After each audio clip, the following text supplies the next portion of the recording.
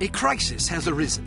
Unity's undercover operatives are being killed off by an unknown assailant. It seems likely that there's a traitor within the agency. Report to the war room for a full briefing on the situation and a tactical overview of your upcoming mission. Do not be late. Following the briefing, stop by the training facility to hone your skills.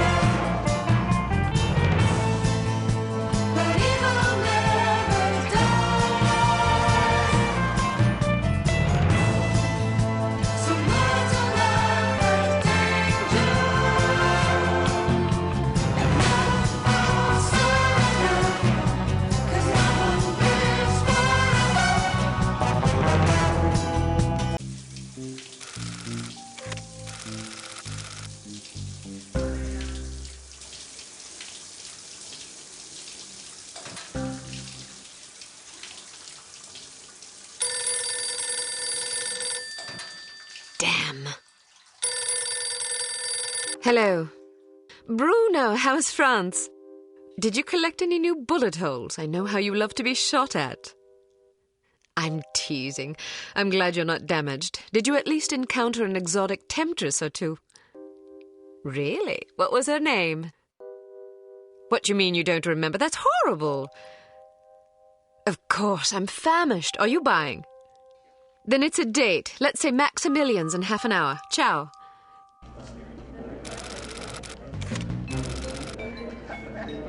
I'm not very happy, you know. It's not like I thought it would be. I never promised it would be as exhilarating as your former trade. Only that it would keep you out of jail and make it easier to sleep at night. More wine? You're the first female operative Unity has ever employed. The committee is old-fashioned. They need time to get used to the idea of a woman in this line of work. I know all that. But at this rate, I'll be a bloody grandmother before they give me a real assignment. You can always go back to burglary and pickpocketing if you can't live without excitement. damn it, that's not what I'm saying. I just want to be challenged. I'm sick of wiretaps. I'm sick of eavesdropping on boring strangers who may or may not pose some trivial threat to international security because they forgot to declare a ham sandwich in Heathrow. I don't have the patience for it. It's not what I'm good at. It's never fun paying one's dues, but we all have to endure a bit of frustration and tedium now and then. Builds character. I think I've paid my bloody dues. Is that what you think? God knows I loathe sermons, but I'll tell you right now that you'll never stop paying your dues. Not ever. I'm sorry you're not happy, but you might as well get used to it. Nobody owes you a damn thing. You make it sound like I'm some spoiled child. I'm not asking to be coddled. I just want a chance to prove myself. You're right. I know it's been hard for you, but I'm confident you'll get your chance. All the petty politics in the world won't hold you back. They've done an outstanding job so far, haven't they? You see? What did I tell you? Probably just one of the committee members needing a babysitter on short notice. Ye of little faith, I'll see you there. Why don't we go together? I've an errand to attend to first. You go on ahead.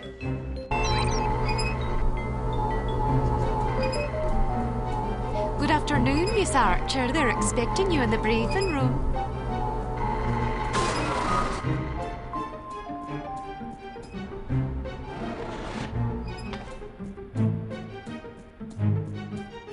Agent Archer, how thoughtful of you to join us. I hope we aren't inconveniencing you too awfully with matters of international security. Not at all, Mr. Smith, but it's charming of you to mention it. It is not my ambition to be charming. Well, that's fortunate. I would advise you to watch your tongue. Well, if it isn't the inimitable Agent Lowry.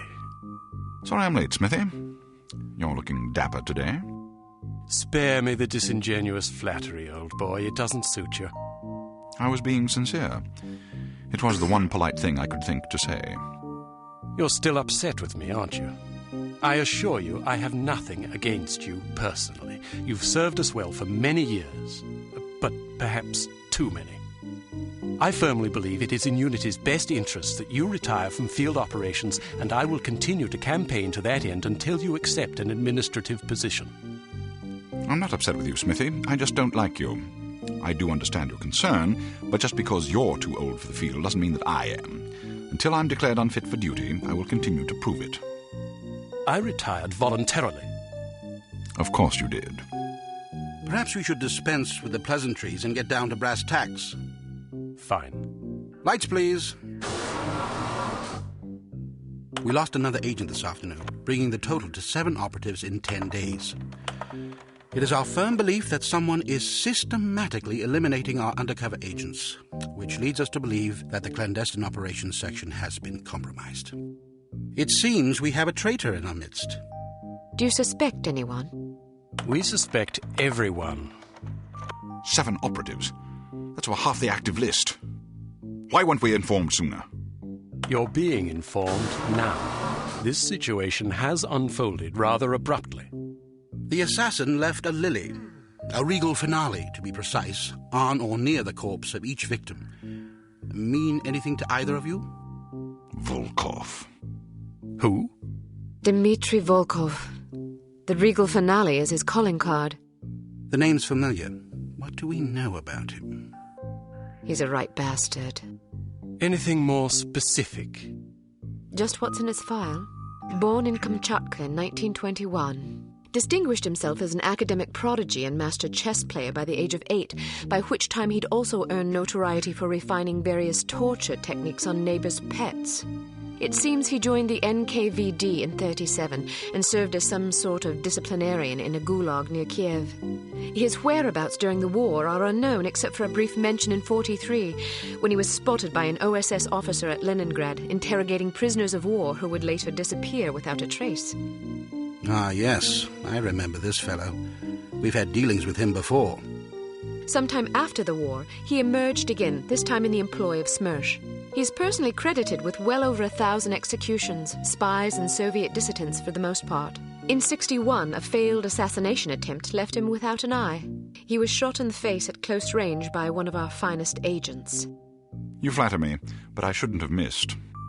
He escaped by throwing himself off a 70-foot cliff into an icy river. It was presumed that he survived, as no body was ever recovered. In fact, rumor has it, he's currently working for an organization calling itself HARM as Director of Executive Action. I don't have to tell you what that means. What do we know about harm? Unfortunately, there's very little about them in our files. Well, despite the obvious risks, we still have a job to do. In this case, a very important one. Wet work. Precisely. And after this recent catastrophe, the two of you are our only available assets. To be perfectly frank, Agent Archer, you're only getting this assignment because we've no other choice. Matters of such delicacy aren't really the sort of thing we would usually entrust to a woman. Emotional inconstancy and assassination do not make especially good bedfellows, if you take my meaning. Implicitly. But you shouldn't be ashamed. Administration is a perfectly noble career. I don't think I like your tone. I believe what Agent Archer means to say, Smithy, is that she appreciates the chance, however fortuitous, to demonstrate her abilities as an operative, and that she'll endeavor not to disappoint the committee. Isn't that so, Agent Archer? Aye. That's not what it sounded like to me. Enough of this. Time is of the essence. Stop by the toy shop before you go. They've some new gizmos you might find useful. Don't dally too long, though. Your flight leaves at 6 p.m. Where are we going? Morocco. Agent Archer, what does HARM stand for? I haven't figured that out yet.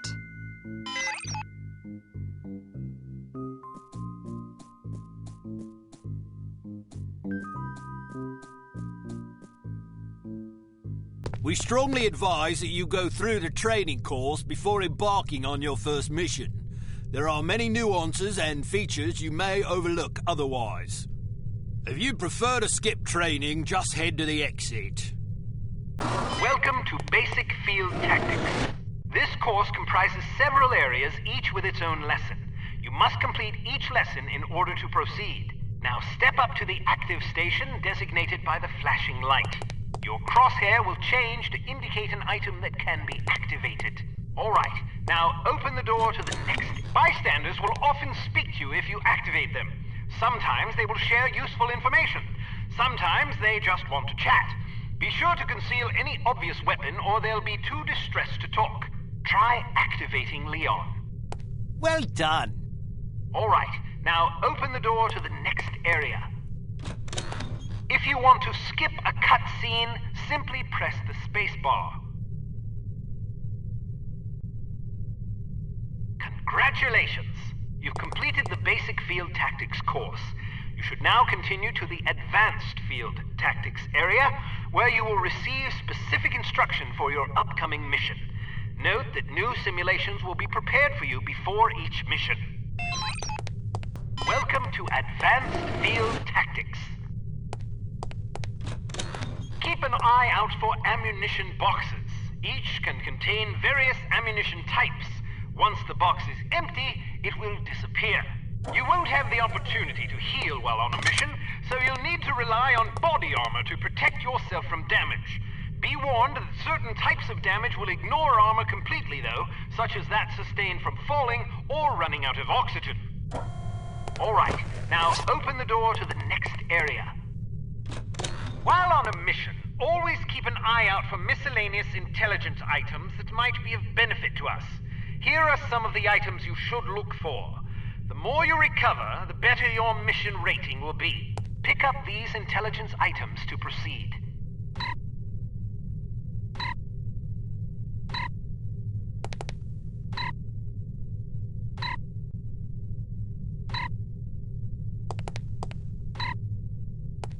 All right, now open the door to the next area. You may occasionally be called upon to arm or disarm explosive devices. Simply activate the device to enable or disable it as necessary. Disarm these mock explosives in order to proceed. All right, now open the door to the next area.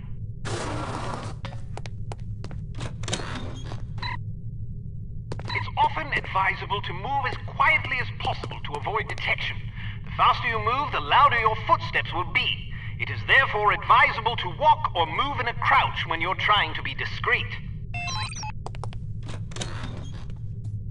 I heard you.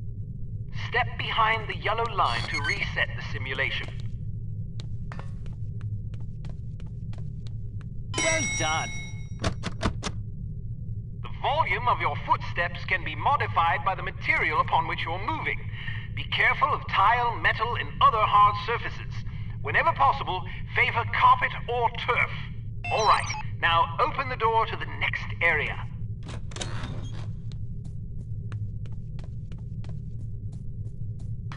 Wow, you're pretty light-footed. If you're not sure what to expect around a corner, it is generally safe to step out for a moment to see what's up ahead. As long as you duck back quickly, you probably won't be spotted. Of course, the closer you are to an enemy, the more likely it is that you'll be seen, so listen for footsteps or conversation before leaving cover.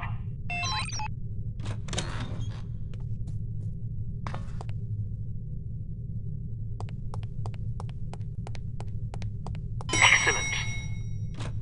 Proceed to the next course.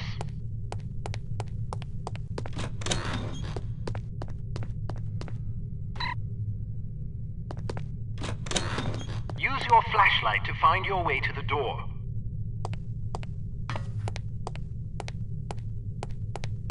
Your flashlight is an effective tool, but it can also give away your position. Try not to let enemies see Can't you the do any beam. better than that? Step behind the yellow line to reset the simulation.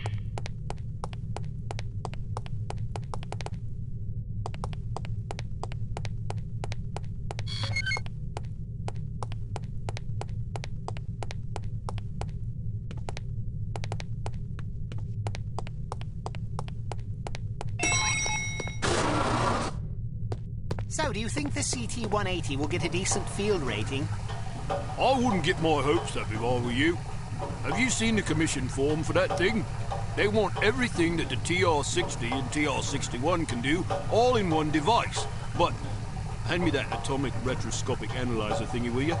But they don't understand that Clancy's team was killing themselves just to get the TR-60 up to spec. And that was back when they had twice as many designers with 4 times the development time. Not only that, but the TR-60 was designed as an infiltration device, and the CT-180 is meant for emergency extractions. So, have you heard what Carrington's team is working on? Yeah, an ultra-quiet vacuum cleaner. If that thing's really supposed to be some big secret, why the hell do they keep talking about it in the Unity newsletter?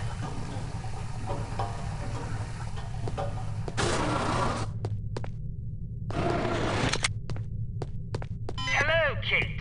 How are you? Smithy wants me to run you through a basic firearms refresher course.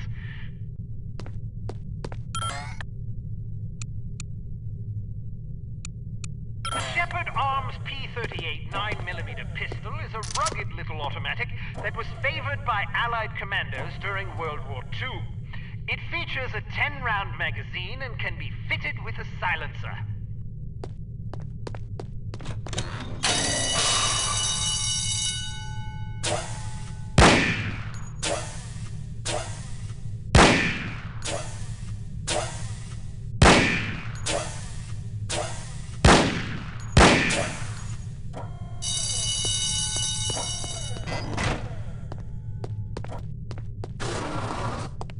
Some things to note about firearms. If the dynamic crosshair option is enabled in the menu, you can gauge your accuracy by the relative size of your crosshair. The larger it is, the worse your aim will be. The next function key is very important. With it, you can cycle through the available ammunition types for a given weapon. More importantly, it cycles through a gadget's various functions. For example, it allows you to toggle between the Berette's lockpick and weapon modes. Learn to monitor your ammunition.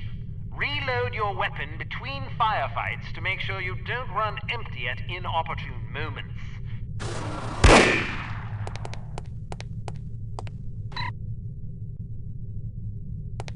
You can shoot through certain walls and objects. Of course, doing so may affect the accuracy, range, and velocity of the shot, but it's sometimes preferable to dispatch an enemy before he sees you. Keep an eye out for these materials.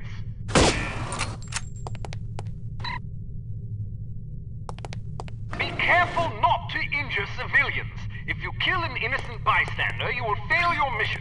You will also fail if 3 or more bystanders are slain by enemy fire. If you're ever in doubt, look at your crosshair. It will change to indicate the person you're targeting is friendly. Use the holster weapon key to conceal your weapon rapidly.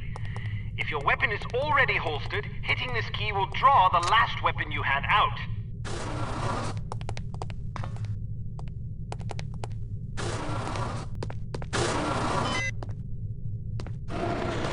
Let's talk about your barrette.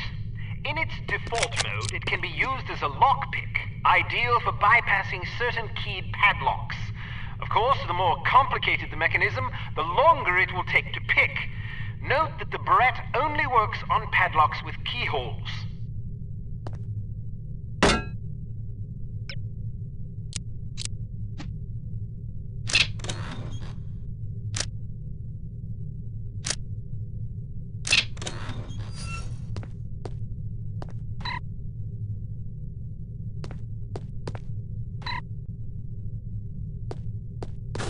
Can also be used as a weapon by hitting the next function key. When you slash an adversary, the pressure on the blade releases a small amount of toxin into his bloodstream. Quite deadly.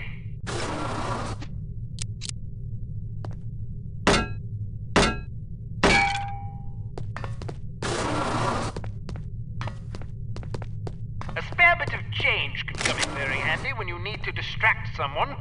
Practice tossing this coin to divert the guard's attention. Try not to throw it off any high ledges.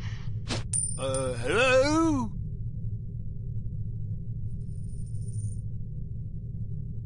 Oh, well.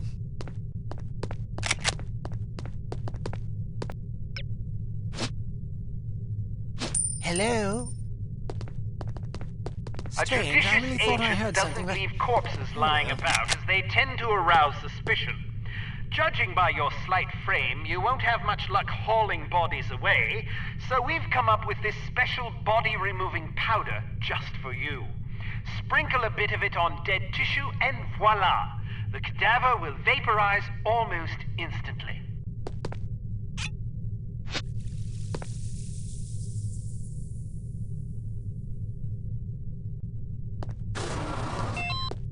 All ready to go, eh?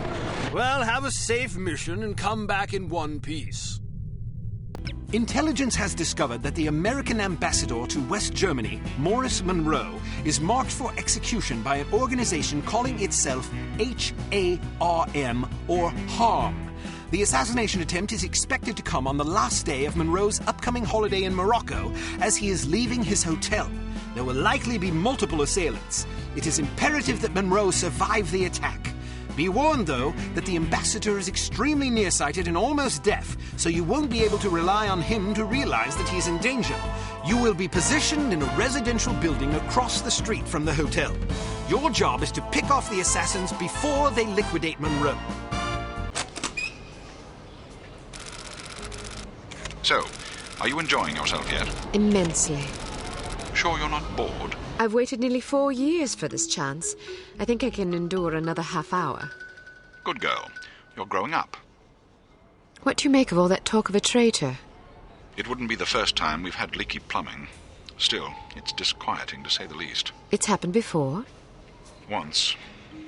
A few years ago, we lost several undercover operatives in Istanbul. It turned out they'd been compromised by their chief's very own administrative assistant. He'd sold us out for a measly 50 quid. 50 quid? Astonishing, isn't it? Trading men's lives for such a pittance. But spies are rarely well compensated for their treason. I wouldn't be surprised if this new mole is equally underpaid. Well, I hope when they catch the bastard, they put a bullet right between his eyes, and maybe a boot up his arse for good measure. You sound ready to volunteer. I'm dangerous when I'm upset. That's why you're always in trouble. All right. Monroe's headed for the cafe. Watch for him on the second floor patio, coming from the left. What about the targets? Not sure yet. Pardon me, do you have the time? No, sir, I do not have a dime, and I don't have much use for beggars. Not a dime. The time. Don't get snibby with me, or I'll have you arrested. Are you deaf? How dare you threaten me? Oh, never mind. Coward! Would you like me to call out the targets for you? That will be lovely. On your right, street level. Good for nothing. I'll cover him for the next stretch. Get to apartment 12 and wait for my signal. Oh, and make sure to conceal your weapon, or you'll cause a commotion. I heard he plans to marry the American girl. You mean the girl who refuses to wear shoes? Yes, her. I wonder if all American girls despise shoes. It seems very strange, but America is a strange country. She may be crazy, but she is attractive. Ah, but you're invariably attracted to crazy women. All women are crazy. Shh, not so loud. I'm in position. Good. He's almost there.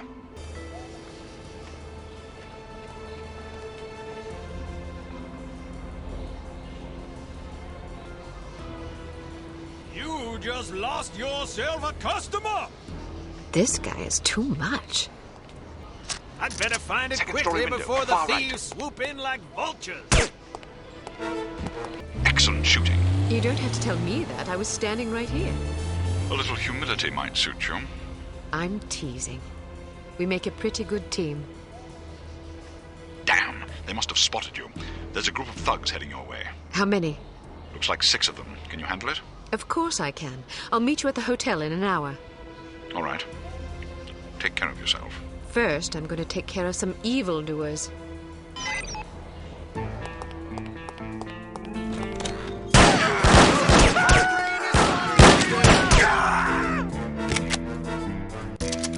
Keep your men out of sight. We don't want to spoil our trap, do we? Yes, sir. I mean, no, sir. I mean, yes to the first part and no to the second part, sir. Shut up. Just do as I say, you idiot. You look like you need a monkey. Excuse me. I have a very fine monkey for you. Only $20 American. Sorry, I don't want a monkey. What do you mean? I don't want a monkey. Why not? Because I don't like monkeys. Now get that filthy beast away from me. Are you insulting my monkey? I'm sure it's a perfectly excellent monkey, but I don't want it. Now please leave. I'm very busy. $10. No, I wouldn't want the dreadful thing even if it were free. Free? You want my children to starve? If they're hungry, I suggest you feed them the monkey. This is a valuable monkey. My wife would kill me if she knew I was offering it to you so cheap. You don't seem to understand. I don't want a monkey. Infidel. Haven't seen you around. I would definitely remember. What did I tell you about flirting? I wasn't flirting. I was just making an observation. Oh, horse pucky. I'm serious.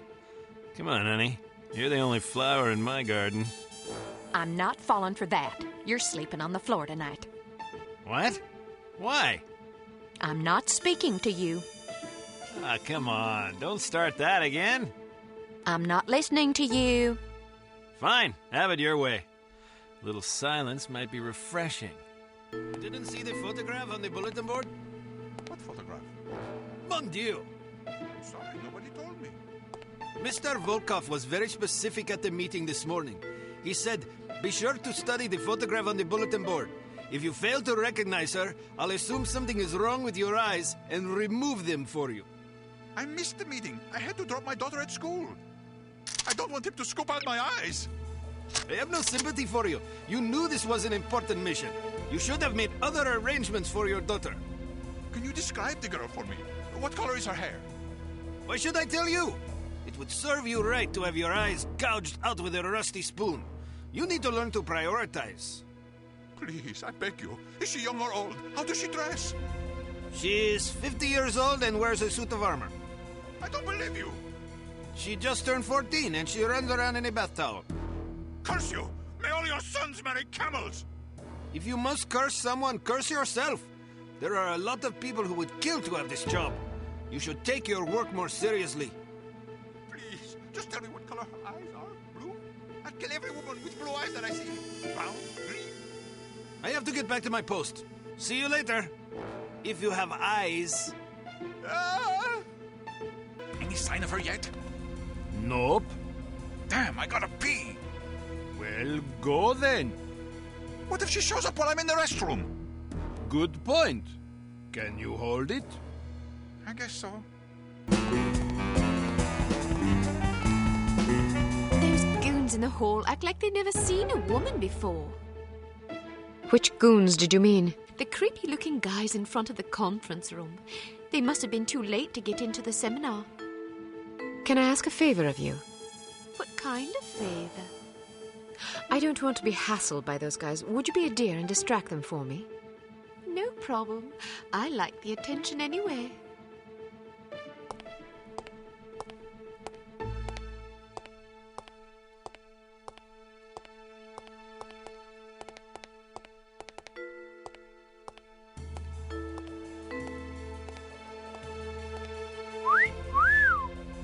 Wow, those legs go all the way up.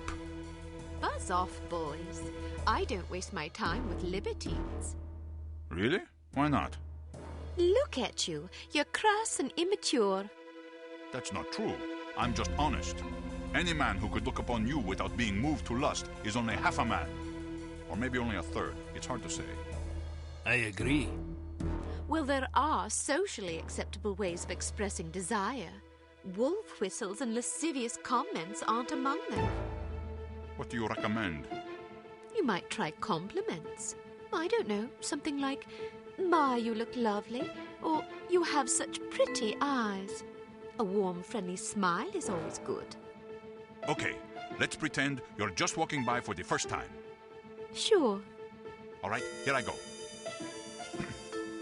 Excuse me, miss. Yes? I just wanted to tell you how enchanting you are.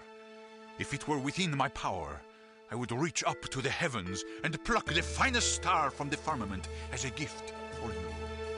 Although I fear such a jewel would not sparkle brightly enough to equal your beauty. Wow, that's pretty good. Not bad. Late, as usual. I was beginning to worry. You always worry. Can you blame me? You're like an errant child. And you're like a fussy aunt. You could at least leave my gender intact. A fussy uncle, then. Thank you.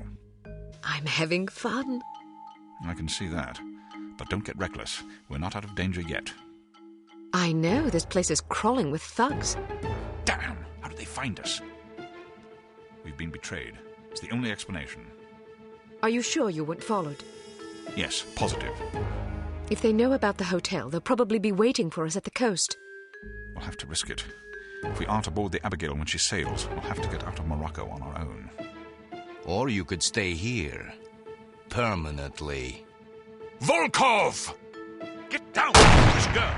I have dreamed about this day for 6 years. Bruno! I only regret I do not have time to make your demise more eventful.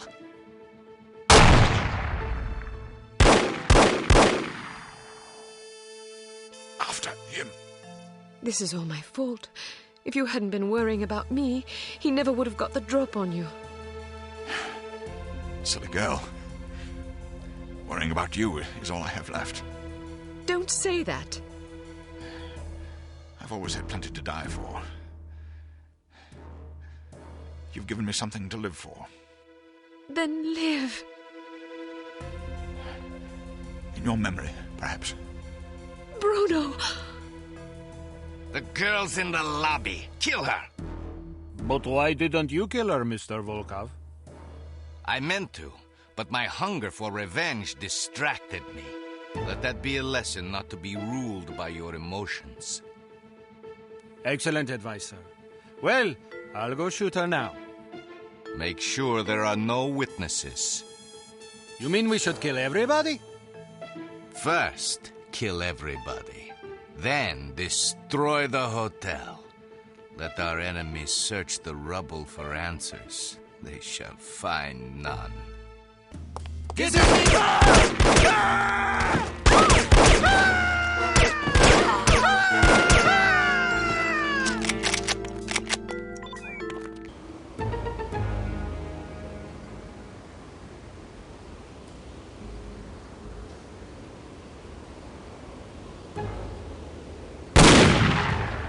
You can't hide from me, Volkov. I'll find you wherever you go. Kill her, you incompetent fools! I wouldn't give you a rotten fig for that disgusting animal. Are you insulting my monkey? I spit upon your monkey. You are a horrible person. I think the monkey's kind of cute.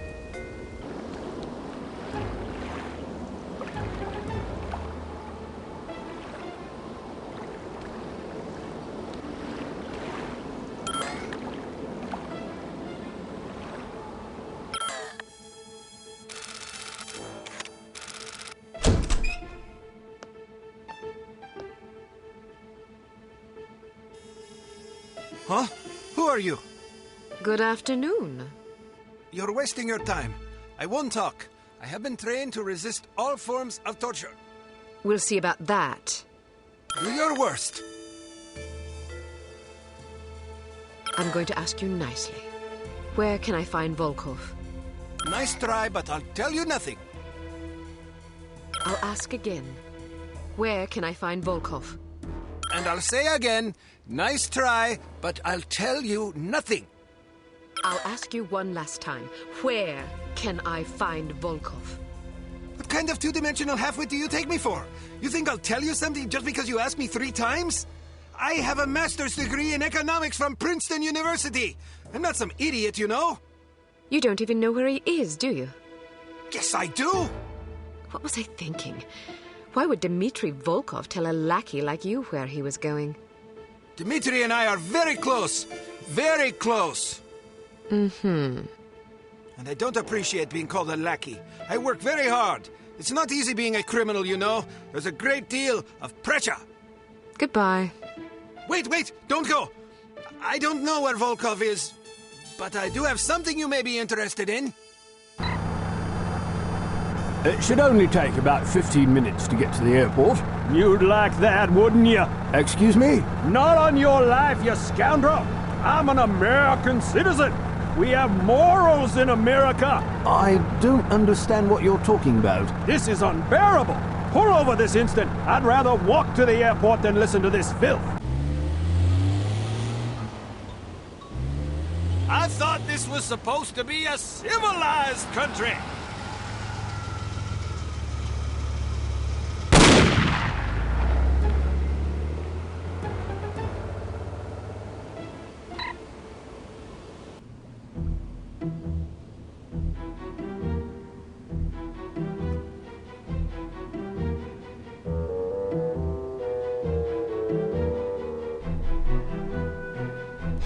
No sign of her. Are you sure she's coming? She'll be here. If she gets away, I will kill any man she leaves alive. Am I understood? Explicitly.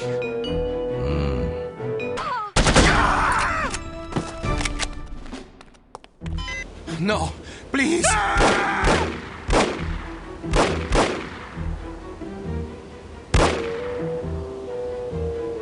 We will meet again, Miss Archer. Needless to say, the Morocco assignment was an unmitigated disaster. Report to the war room for debriefing, and try to control your temper. Well, I think we can classify Morocco as a complete disaster. I knew we were asking for trouble, sending a woman and a fossil like Lowry on an assignment like this.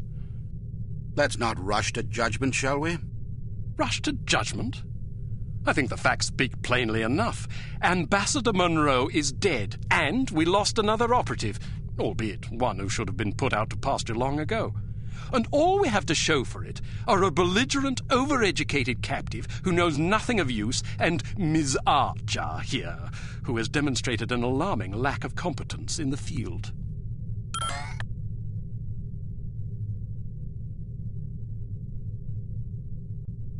You can say what you please about me, but if you speak ill of Bruno again, I'll demonstrate my alarming lack of competence on your thick skull. Because you're a woman, and therefore genetically incapable of bridling your emotions, I'm willing to pretend you didn't just threaten a committee member with physical violence. However, if you speak to me thusly again, I'll have you relieved of duty. As for your mentor, there is reason to believe he may have been our traitor. Bruno? What are you talking about? The evidence is largely circumstantial, but it is nonetheless compelling. That's crazy. In light of information unearthed during our investigation in Morocco, we now believe that Agent Lowry, Bruno, was in league with these harm chaps. But Volkov shot him. Perhaps to silence him. Or perhaps Lowry was demanding too much in exchange for his treachery. Alleged treachery. Lowry was a personal friend and one of our best agents. Unless he is proven guilty, he deserves to be honored, not slandered. In any case, it seems reasonable to assume that you weren't meant to escape, Miss Archer. Bruno was not a traitor. Can you be sure? Every man has his price, every woman too, I expect. When a man reaches the end of his career, it's only natural that he begins to worry about the future. I suppose some men of adaptable moral constitution even find it in themselves to resort to treason. What's your price, Mr. Smith?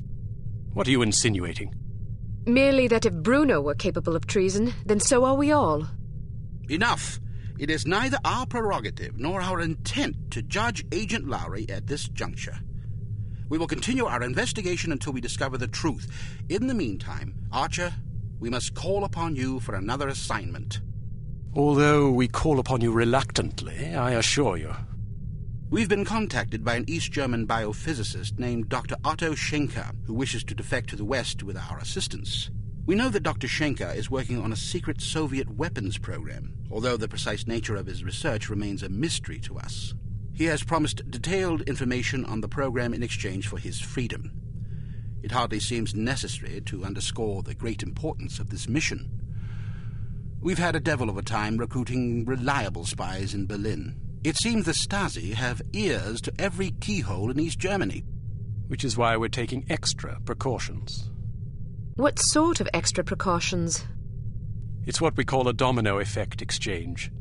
You'll meet with a series of contacts, each of whom will provide a piece of the puzzle, so to speak. Because the contacts don't know about each other or your mission, the vague information they possess will be meaningless to them, and, by extension, to the Stasi, should they get their hands on it. Perfect. We've also arranged a diversion to help cover your escape. Our man on the inside, Werner von Haupt, will place explosive charges at several locations in the record storage area. You'll need to locate these charges and set the timers.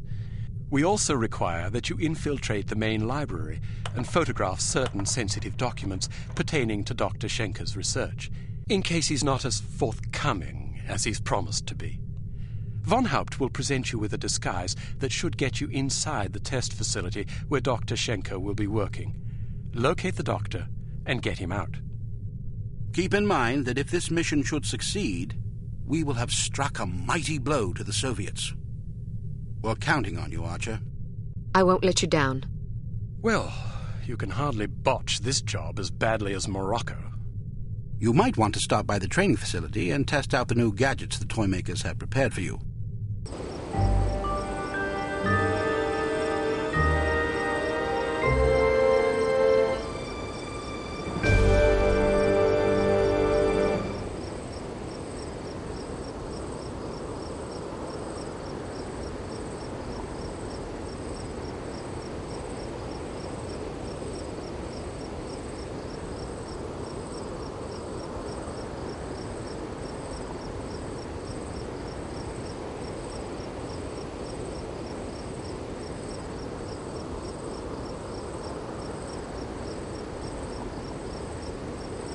Welcome to Advanced Field Tactics.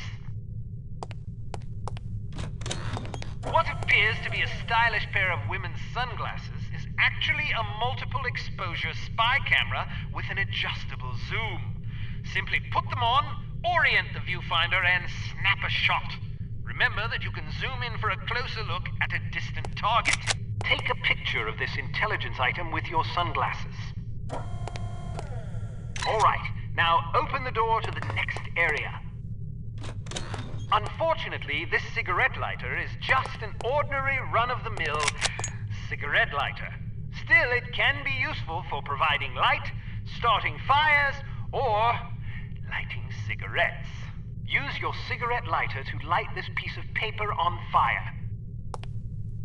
All right, now open the door to the next area. These relatively inconspicuous-looking lipsticks are actually powerful explosive devices that detonate on impact. Accustom yourself to the weight and explosion radius, and try not to blow yourself to smithereens.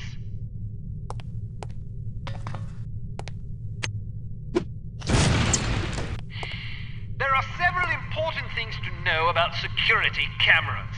First, as tempting as it may be, don't destroy them if you can help it.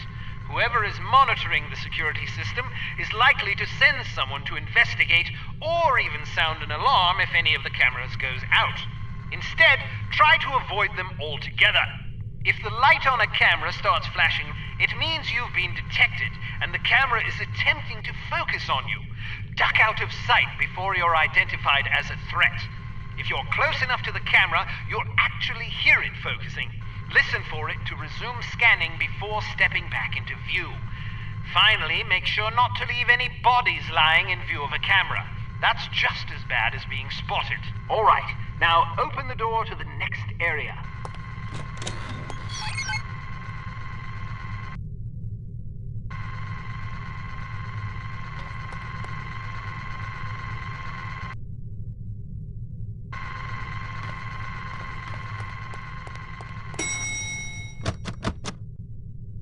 Searchlights are also best avoided. Shooting them out will likely cause every bit as much commotion as being caught in the beam. Figure out their movement patterns before attempting to bypass them. All right, now open the door to the next area.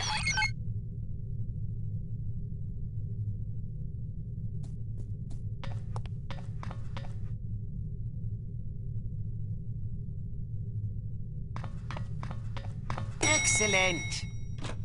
Excellent. We've been contacted by Dr. Otto Schenker, an East German biophysicist who we believe is working on a top-secret biological weapons program for the Soviet Union. Dr. Schenker has expressed a desire to defect. He has asked us to assist him in exchange for information on his research. This opportunity couldn't have arisen at a worse time.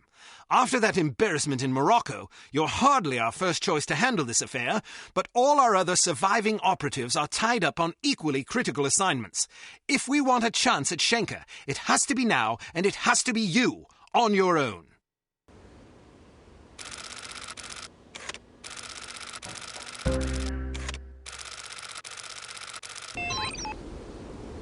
Guten Abend, Fräulein. Do you make love to strangers? Certainly not. Then allow me to introduce myself. Why not just introduce yourself to a police officer and spare me the trouble? Who makes up these ghastly code phrases anyway? Someone in the cryptography department. Someone in need of a girlfriend, apparently. What do you have for me? Just this. The entrance is hidden. Thank you. Good luck. Hello. Are you free tonight, or will it cost me? More than you can afford. Why must I be made to say such idiotic things? Never mind that. Just tell me what you have. I was told to say, in the basement. Thank you. Tell the person who wrote the code phrase to grow up. Want to come in for a game of Twister? I'd rather run over you with my car.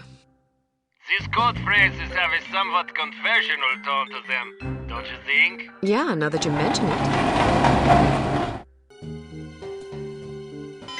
it. It says, of the library. You are the most beautiful girl I have ever seen. Can you cook and clean too? No, but I can put you in the hospital if you want. Maybe you can find someone to take care of you there. Maybe. What sort of imbecile says things like this? I'm afraid to find out.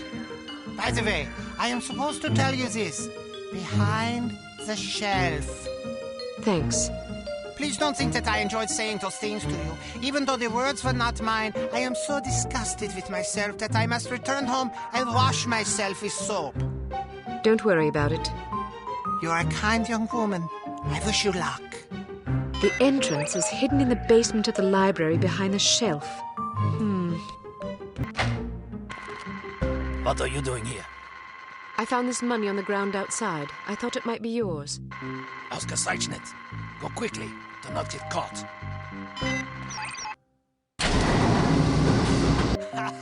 Did she really say that to you? Yeah, can you believe it? So what did you do? What do you think I did? I know what I would have done. Then you have your answer. So, how was she? What do you mean? You know what I mean. No, I don't. I thought you said you know. What? I didn't say that. What did you say? Why do you even have to ask? I didn't think I had to ask, but I guess I was wrong. You should get your mind out of the gutter.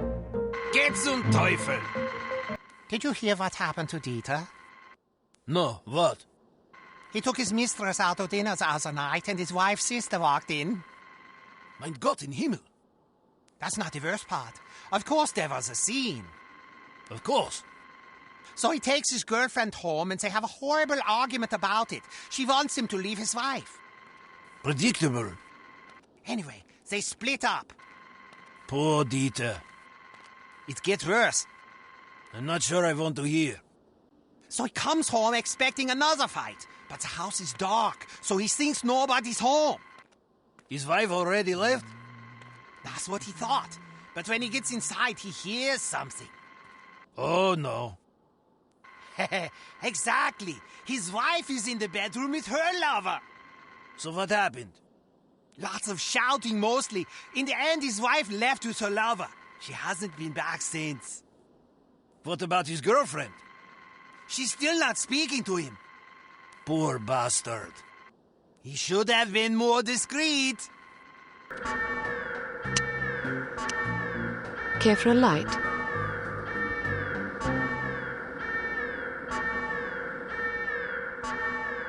Danke. I seem to have lost my phone number. Can I have yours? I'm in the book. Just look under Police Department. You're late. Sorry, I did my best. No matter. Here, take this visitor ID card. It identifies you as the Commandant's niece, Hannah. It will get you past the front desk, then you're on your own. The staff should ignore you, but watch out for guards and security cameras. They won't be fooled by your disguise. Thank you. Go now. If you're cut, I won't be able to help. I understand. I almost forgot. I thought you might like this.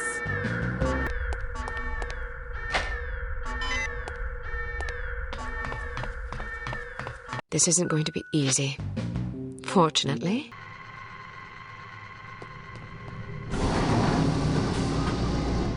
Test. 1, 2, 3. Test. Turn it down. How's this? Over? I can't tell. I'm deaf. Proceed with the experiment. Over. You don't have to say over. It's not a radio. I like to say it. Over. Fine. How is the goat? Over. The goat is nervous.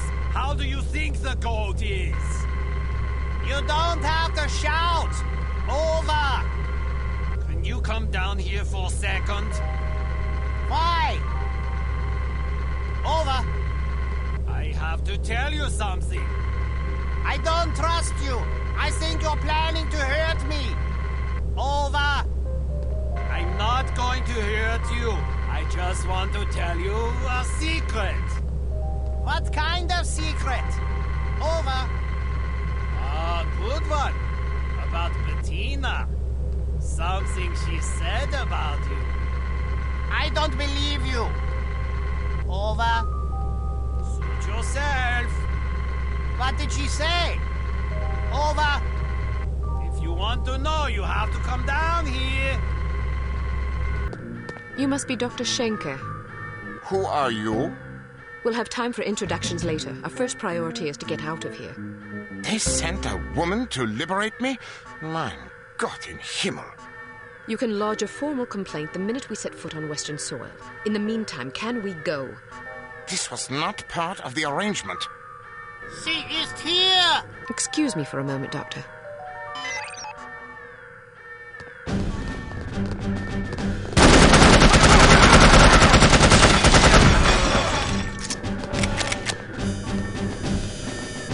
As I was saying, perhaps we should go.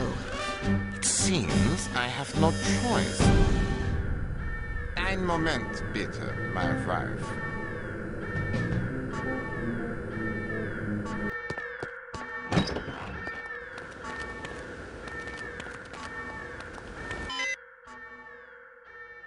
Alarm! Alarm!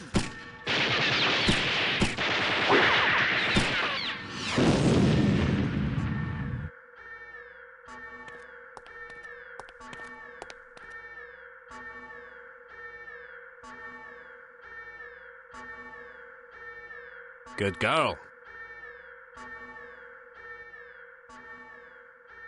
During the flight to London, attempt to learn as much as possible from Dr. Schenker about his research. Schenker is a notoriously cautious man, so direct questions are not advised. He is also reported to have little tolerance for skeptics. Try to keep an open mind. This is your captain speaking. We have reached a cruising altitude of 24,000 feet and will soon be leaving German airspace. I've turned off the seatbelt and no smoking signs. Feel free to move about the cabin. We'll be arriving in London at approximately 6:15 p.m. local time. The temperature is currently 25 degrees centigrade with clear skies. I think we can expect a lovely, relaxing flight.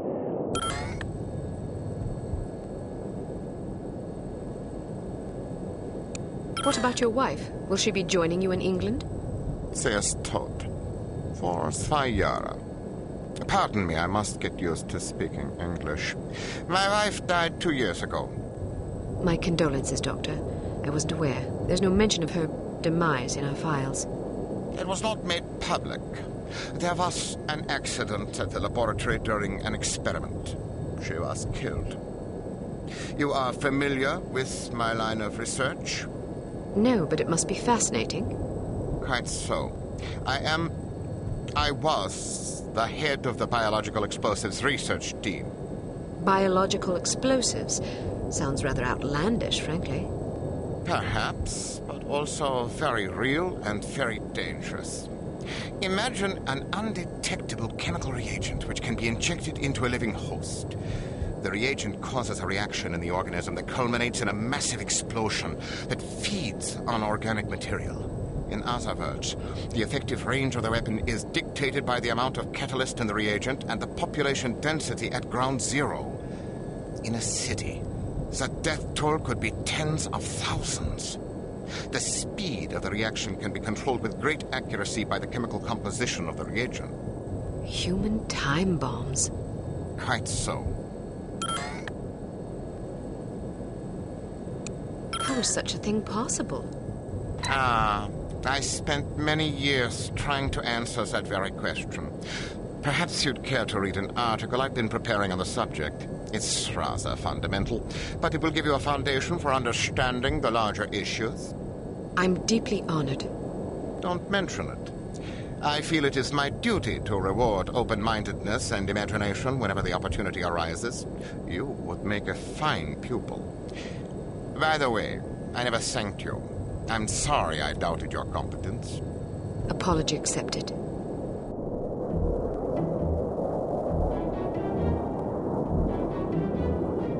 We are in position. You know what to do, Sonny. Yes, sir. Initiating docking procedure and jamming our communications. Get up, laddies. We're going aboard.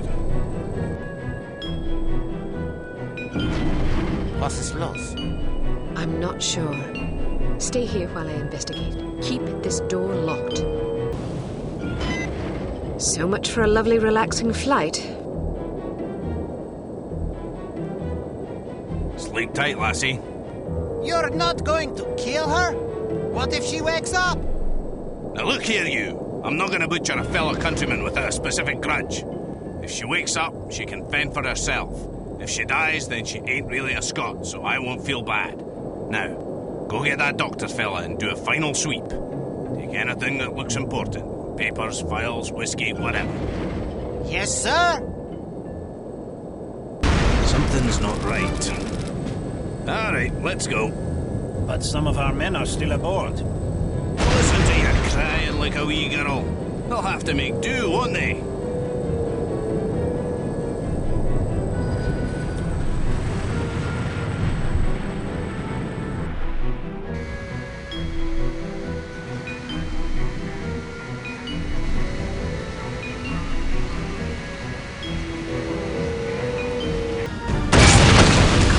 Just grand.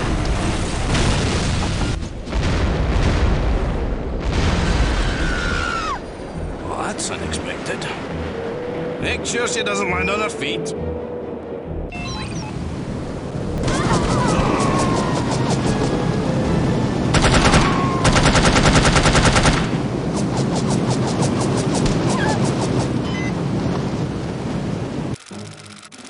Please be full of hay! Please be full of hay!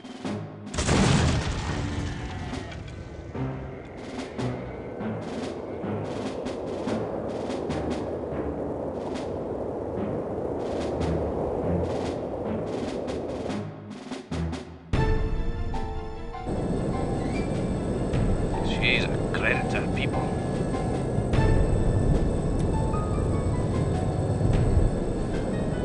Congratulations! You have failed again. Although the circumstances were certainly extraordinary in this case, don't expect much sympathy from command. Unity cannot afford failures, however justifiable. I'm impressed, Agent Archer. I expected that promoting you to field operations would be disastrous, but I never imagined a catastrophe of these proportions. You've now managed to botch 2 high-profile, high-stakes missions. Care to explain?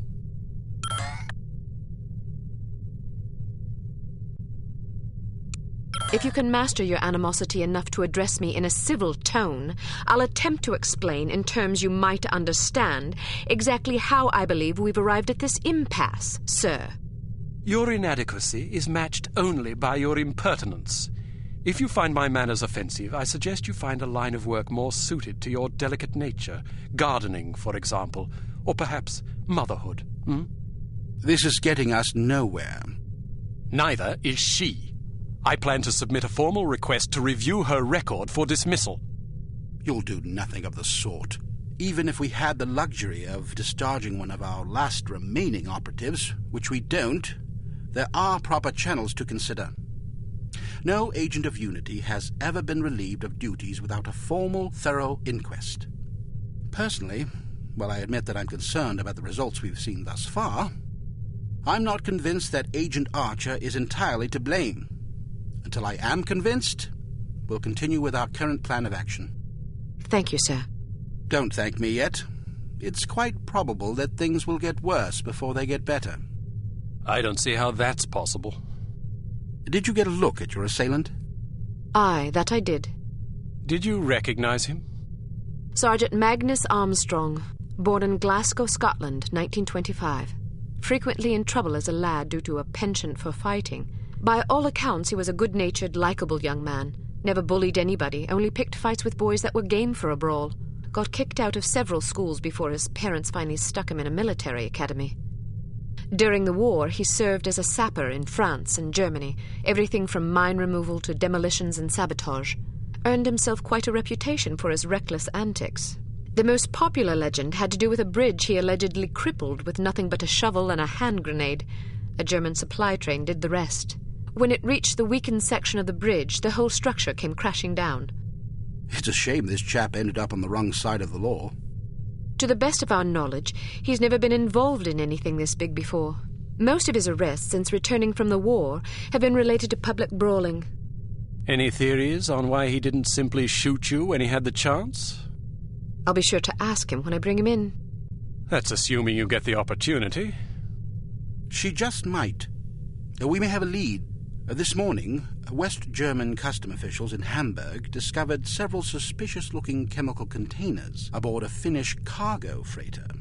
Fortunately, these chaps decided to inform us rather than seizing the contraband outright, which gives us a chance to conduct a covert investigation.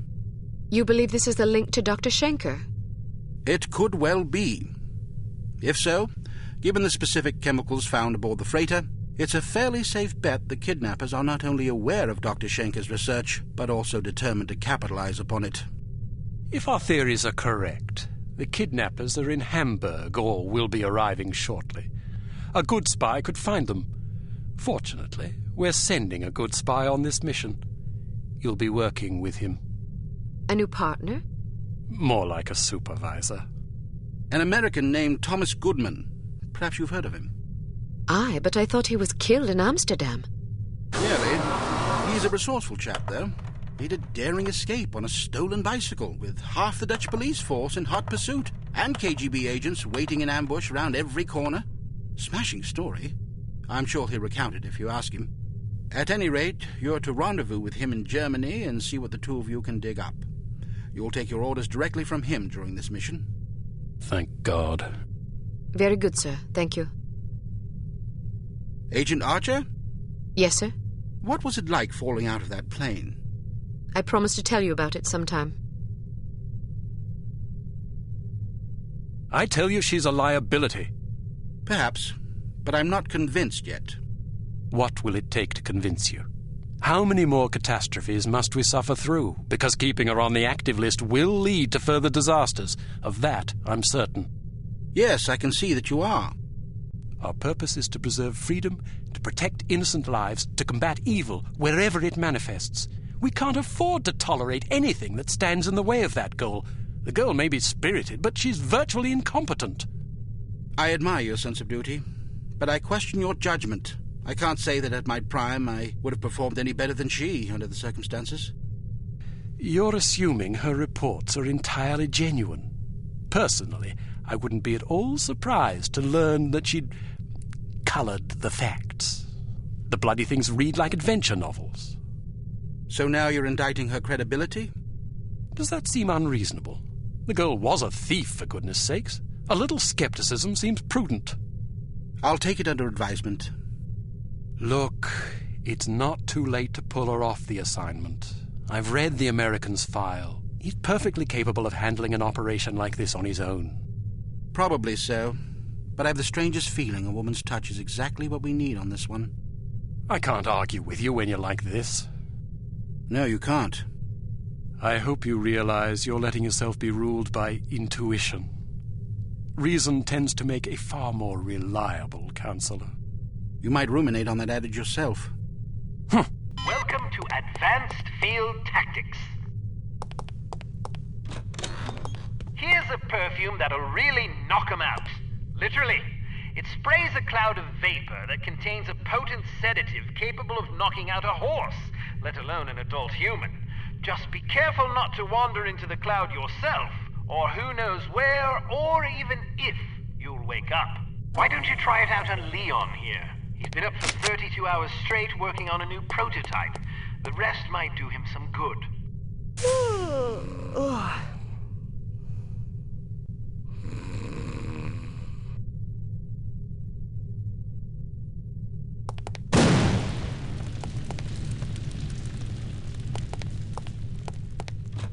Excellent.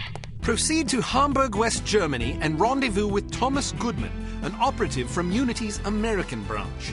Goodman may have information concerning Dr. Schenker's whereabouts. The rendezvous will take place at Das Einsame Valkyrie, a popular beatnik nightclub in Hamburg. You will recognize Agent Goodman by his rugged good looks and the unlit cigarette he is holding in his left hand. Offer him a light. He will answer with, "Sorry, but I don't smoke." Once you have made contact, you will be under Agent Goodman's command. Follow his orders implicitly.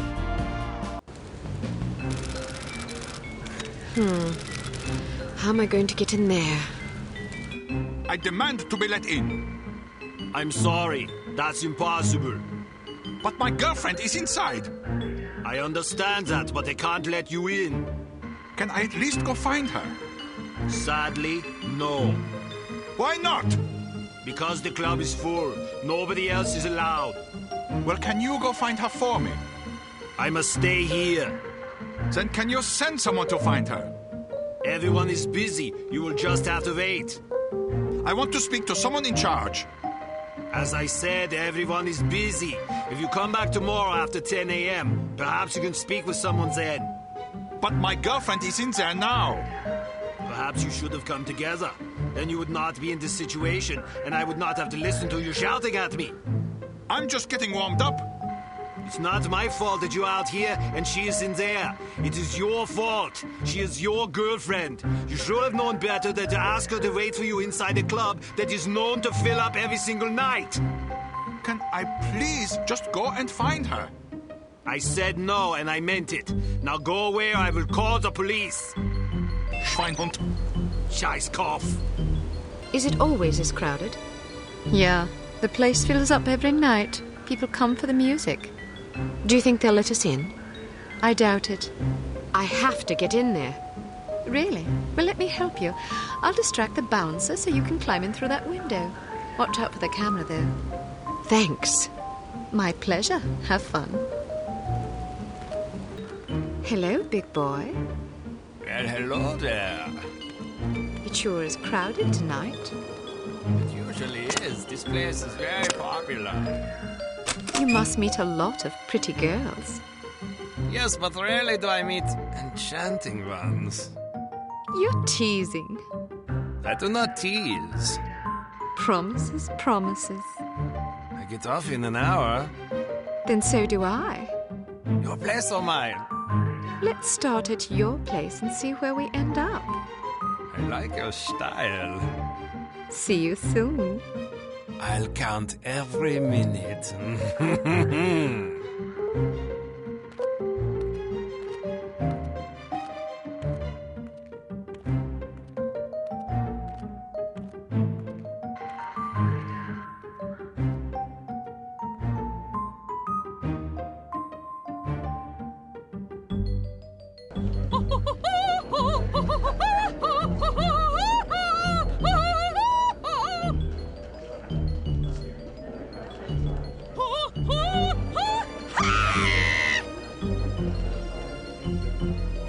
Excuse me.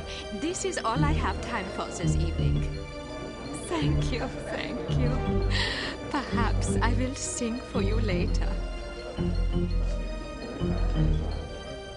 What is so important you need to interrupt me in the middle of a performance? You know how these people treasure my concerts. Now they will lament. Das tut mir leid, Fräulein Wagner. Of course, if they are sad, they will buy more drinks to drown their sorrows, which is good for business. But it troubles me to know that someone is unhappy because I was unable to give enough of myself. A gift like mine comes with terrible responsibility, you know. Yeah, and you have so much of yourself to give. Even such pathetic, horrible creatures as these smelly beatniks deserve some sympathy, yeah? Now then, perhaps you will care to remind me why I am talking instead of singing. Fräulein Wagner, the superstar is here. What should we do? So, the fly has rung the doorbell of the spider. You did the right thing. Let her have a few drinks. Then she goes to the water closet. Grab her and bring her to me. Am I understood? Jawohl.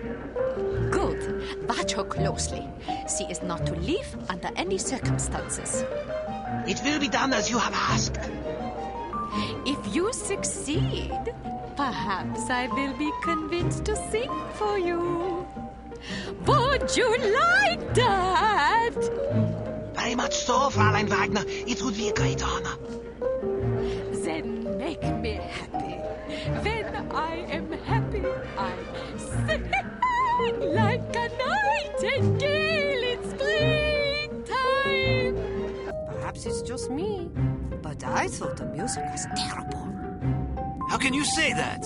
It's unconventional, certainly, but that's what makes it so compelling. It's not compelling, it's just bad.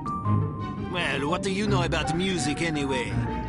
Maybe it's just too sophisticated for my taste. Personally, I like music that has a melody. How passé. Anyone can sing a melody, but it takes a true artist to defy a melody, especially with such passion and courage. Where are you going? Somewhere else. Oh.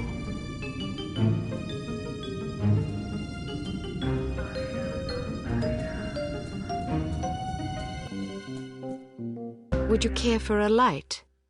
Thanks, but I don't smoke. You're holding a cigarette. Am I? Well, what do you know? I guess old habits die hard. Say, can I borrow a dime? I want to call my mom and tell her I just met the girl of my dreams. I gave my last dime to a worthwhile charity. Ouch.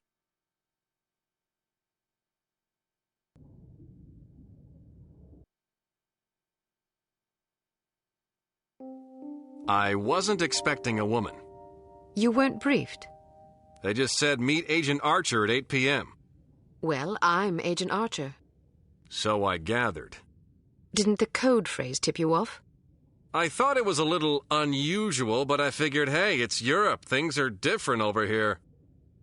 Scotch and soda. Will you have a drink? Old Granddad. Bring the bottle, a tumbler, and a bowl of ice. Goodness, are you celebrating? Compensating, actually. How sad for you. So tell me, Ms. Archer. Oh, now don't start with that. What? There's no need to patronize me. Was I patronizing you? Yes, you were. Well, I'm sorry, but I didn't realize I was going to have to babysit on this assignment. I may be a woman, but that doesn't mean I can't take care of myself. Oh, I get it. You're one of those women's libbers. Dress up in men's clothing, ride motorcycles, smoke cigars, that kind of thing. Just because I can take care of myself doesn't mean I'm not a woman. They're not mutually exclusive, you know. But isn't the point of women's liberation to allow young ladies like yourself to become men? The point is to allow young ladies to become whatever they please. Ouch. Well, if you're as deadly with a pistol as you are with your tongue, you can watch both our backs. All right, I will. So what's the plan? Well, the first thing is to find out who the goon is. Excuse me? You're being watched. If you can lure him someplace quiet, I'll jump him and find out what he's after. That's very noble of you, but I think I can handle that little fellow. Suit yourself. Where should I ambush him? Try the ladies' room. What? You think he'll follow me into the loo? Heck yeah, look at him. He's concentrating so hard on not being noticed, he'd probably follow you into heavy traffic without a second thought. Anyway, you'll certainly be justified interrogating him, won't you? I'd be justified in doing worse than that. Just make sure you question him first. I'll be waiting by the stage. Be wary of the operetta. It's a bit enthusiastic. I can take it. Ow!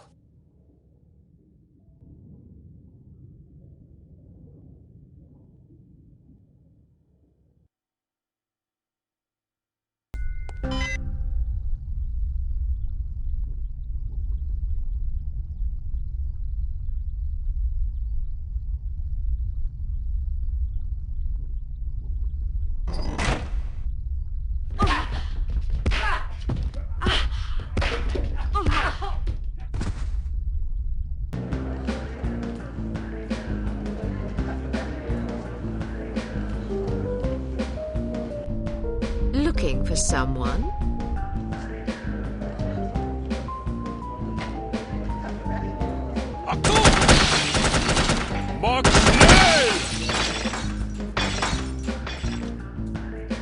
What now? About time things livened up.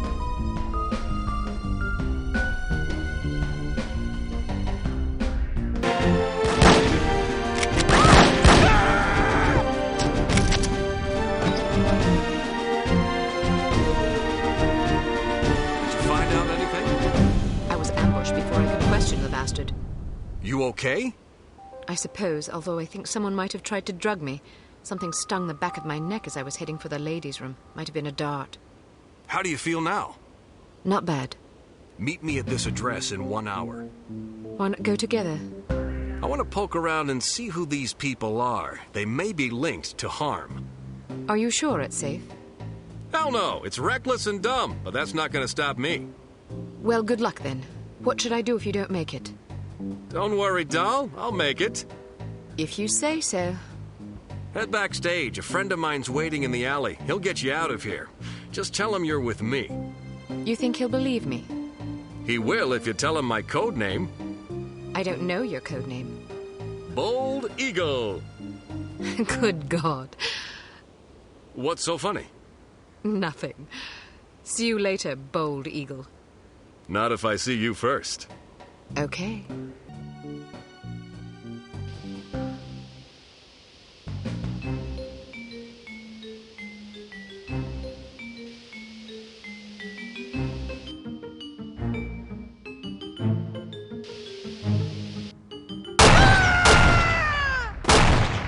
I get it. What's in all those cakes, anyway? Beer. We supply Harm's entire staff with the finest Deutsch brews. Really? That must be a lot of beer. Indeed. Our studies show that criminals drink 3 times as much alcohol as law-abiding citizens. So beer turns people into criminals? The correlation doesn't imply causality. Just because criminals drink a lot of beer doesn't mean that beer causes crime. It's possible that people with criminal tendencies enjoy beer because it helps to soothe their conscience. Or perhaps criminal behavior is caused in part by a genetic predisposition that also, coincidentally, makes criminals like the taste of beer more than the average person. Who knows? You're very knowledgeable about these things. Criminal sociology is a hobby of mine. I think it's important to understand not just the individual psychological roots of one's behavior, but also the social circumstances that foster that behavior. Whether we like it or not, we are shaped by our environment. Surely you're not suggesting that individuals aren't accountable for their actions. Oh, no, of course not. Just because we are products of the societies we're born into doesn't absolve us of personal responsibility. Our religions and laws teach us what is right and what is wrong. Frequently, the right choice is the more difficult path to take. It requires sacrifice, self-discipline, patience, virtues that many of us find somewhat lacking in our natures. But what if you're born into a hedonistic culture? Look across history. The reason hedonism is discouraged by most religions and governments is that it weakens a civilization. It breeds sloth, petulance, degeneracy, and selfishness. A divided nation is a fragile nation waiting to be conquered. Unity is strength. Humans instinctively fashion order out of chaos. It is a natural, probably genetic impulse. Therefore, even an individual born into troubled times has the capacity and even the duty to behave in a manner that promotes unity, however difficult it may be. Then what about us? I can only speak for myself. I am a product of a broken household, which introduced a general lack of self-confidence in me at a very early age. These feelings of inadequacy blossomed into anger as I matured, that the rigors of adolescence with the teasing and abuse and awkwardness we must all endure only exacerbated. But even though I've identified the source of my problems, I'm still too childish and petty to become a responsible, mature citizen. Well, admitting you have a problem is the first step, I suppose. I like to think so. We will meet again, Doug. And I will crush you! There is a Unity safe house in Bremen, near the docks where you are to rendezvous with Agent Goodman. Stop there on your way and submit a status report to command. You should also equip yourself for the mission ahead. What was the name of that nightclub again? Das Einsame Valkyrie. Ah, yes, here it is. The proprietor's name is Wagner. Inga Wagner. Ring any bells? We've got a file on her. She's supposedly a distant relation of Richard Wagner's, although I don't believe that connection has ever been adequately established. Nonetheless, as a child, she was constantly pressured by her parents to become an opera singer, presumably in order to continue the family legacy. The only problem was that she was completely tone-deaf. The combination of her parents' unyielding devotion and the inevitable series of rejections she encountered once she began to audition seems to have warped her mind in unhealthy ways. As a young woman, she had several run-ins with the West German authorities, initially involving complaints about her impromptu public concerts, but eventually blossoming into allegations of smuggling, extortion, money laundering, and even murder. It's entirely possible she's fallen in with harm. Find out what you can. Very good, sir. Be careful, Archer. I'll be fine. Welcome to Advanced Field Tactics. We've modified your cigarette lighter. It now features a built-in miniature welder. The flame should be just hot enough to cut through padlocks that can't be picked or shot off. Look for locks with dials instead of keyholes.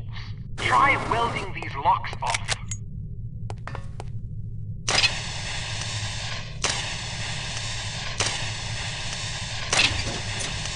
We've developed a new lipstick explosive for you. This one has a 3-second timer, which will allow you to bank it around corners or seek cover before it detonates.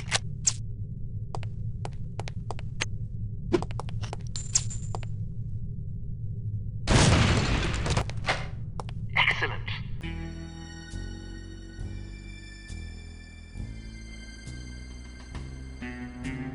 I'm so bloody bored.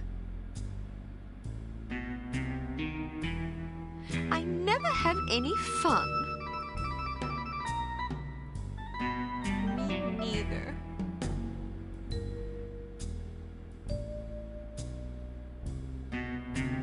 Meet Agent Goodman at the Bremen docks. Your first goal will be to get aboard the cargo freighter. Once aboard, you must locate the captain's log and the shipping manifest. Also, photograph any suspicious chemical containers you find. This looks like the place.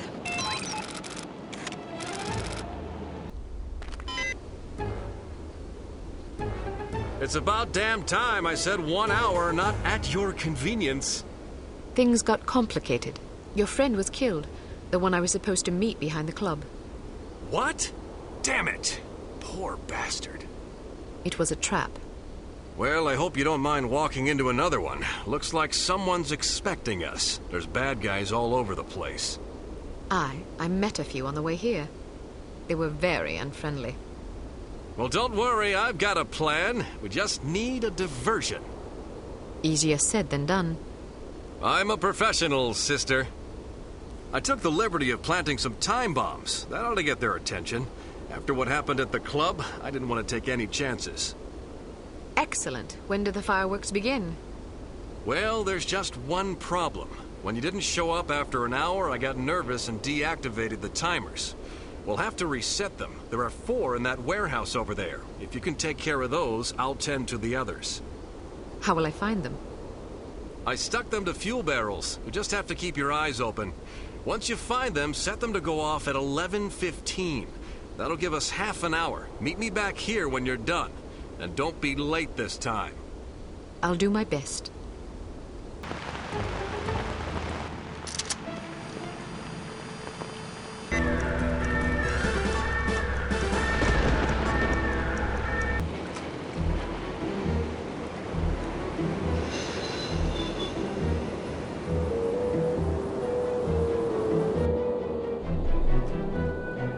Grab a seat. It's almost showtime.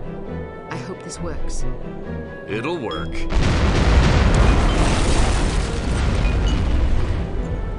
Damn, looks like they're leaving some guards behind. Well, I guess it's better than dealing with all of them. Wish me luck. Wish you luck? What, you thought I was gonna let you handle this?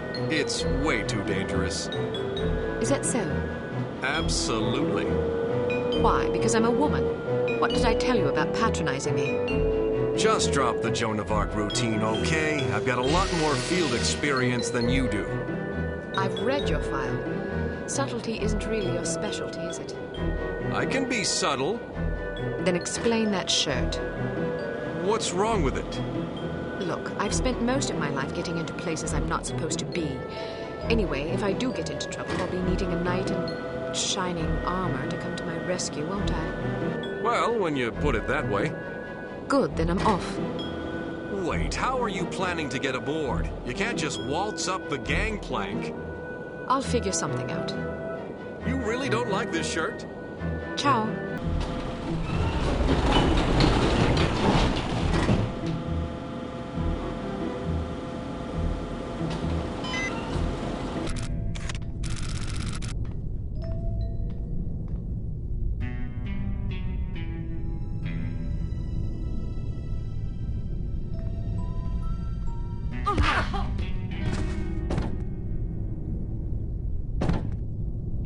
Come on. First of all, it was operetta, which is bad enough. Oh! What made it truly painful wasn't that it was completely out of key, although that was certainly unpleasant. It was that it was so vicious, like she was trying to kill the audience with her voice. Maybe she was. No, if you had seen her, you'd know. She didn't realize how bad she was. What'd she look like anyway? Very large with bright rosy cheeks, dressed kind of like a milkmaid. You're kidding? No, I'm not kidding. What's her name? Inge Wagner. How did you know? She came aboard an hour ago. What? It's true. Didn't you read the memo in the galley? I never read those. We're supposed to assemble on deck after breakfast tomorrow for a motivational concert. I get it. Very funny. You really had to be going for a moment there. I'm not joking. Please tell me that you are. I have to get off the ship. Maybe I can hide somewhere? Do you think they'll notice if I'm not there? I doubt it. Hell, I'll join ya.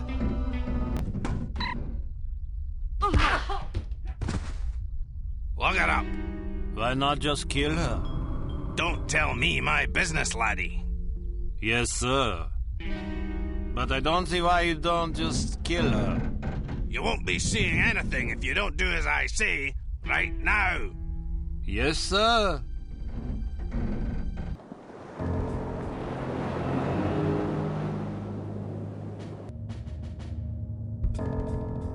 Armstrong!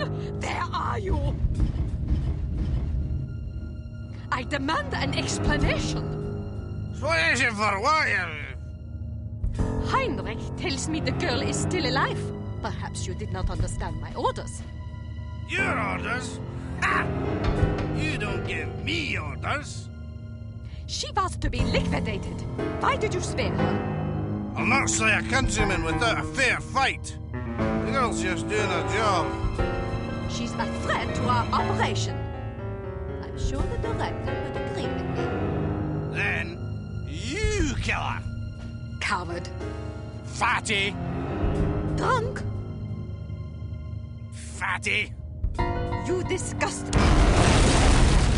What was that? That's an explosion. Find out what's going on. Jawohl, Frau Wagner. Abandon ship! Abandon ship! Did he say ship or sheep? Ship, I think. Why? No reason.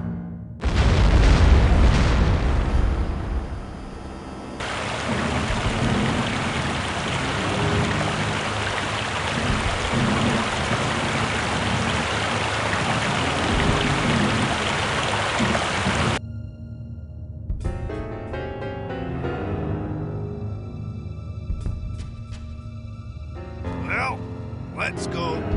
What about the cargo? You're welcome to fetch it, fatty. As for me, I'm getting off this boat before she sinks. But the operation? We can replace the cargo, but I'm one of a kind, if you take my meaning. The director will not be pleased. Then stay here and show your devotion. I'll nail up a commemorative plaque for you in the ladies' room of that wretched nightclub of yours. I can't help it if my beautiful cabaret is infested with beatniks. I've tried to get rid of them, but they're like roaches. Probably because they think you sing like that on purpose. Experimental jazz or some such shite. Cratton. Enough of this jabbering. Get out of my way, you hideous mask. Look at the bulkhead! You are proving to be an inadequate operative, Agent Archer. You have yet to carry off a successful mission. Well, perhaps all is not lost. At least you placed a beacon in the radio room, which will allow you to locate the sunken freighter. It would probably be worthwhile for you to practice diving in a controlled environment before attempting this mission.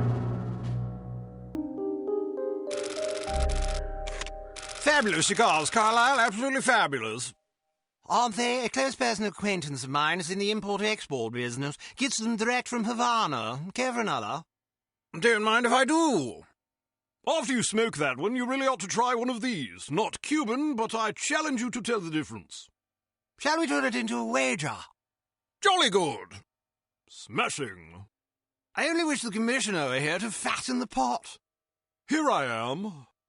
Commissioner, good of you to join us. We're just about to embark on a little bet. Gordon here contends that his non-Cuban cigars will dupe seasoned connoisseurs like us. Rubbish. Hear, hear. You'll feast upon those words soon enough, old chaps. Frankly, I'd rather smoke them and wash them down with some more of this fine cognac. Isn't it divine? No, smashing. What's the matter, Commissioner? You look a mite worn. Pale as cheese. Are you quite all right? I'm not sure. On my way here, a big bald chap with an eye patch poked me in the leg with his umbrella. I've been a bit gassy ever since. I say! What a rude fellow. No wonder you're upset. I hope he apologized. Actually, he said au revoir and handed me a lily.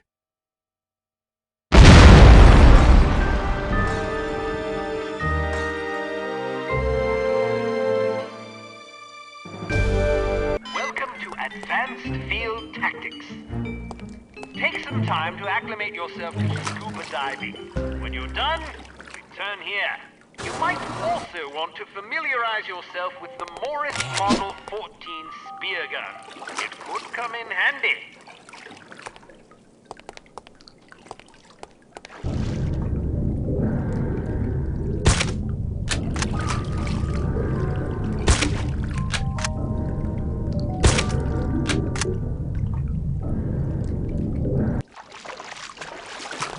Belt buckle is actually a cleverly disguised zip cord that shoots out a thin, tensile line capable of supporting the weight of an adult human of average size.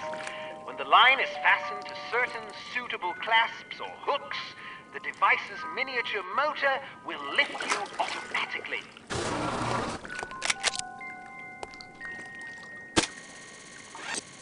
Return to your hotel to see if Agent Goodman has left a message for you.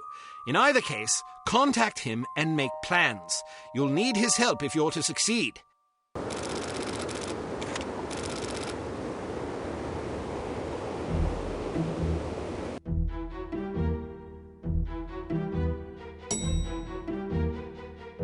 Room 201. Any messages for me? No, ma'am.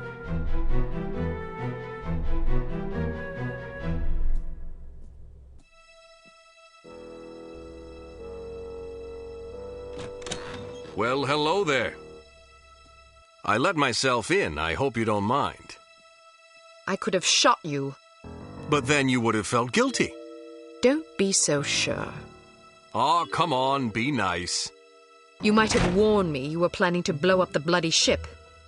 I wasn't expecting you to be aboard long enough for it to matter.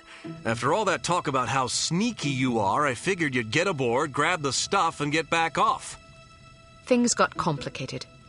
I've heard that before. Probably from your mother. What the hell were you thinking, anyway?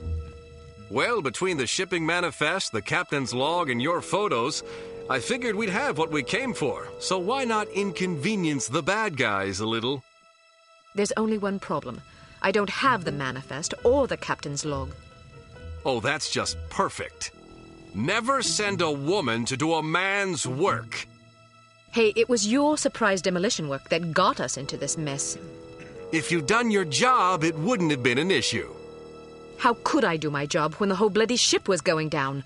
You nearly got me killed. All right, I'm sorry I didn't warn you. Are you happy now?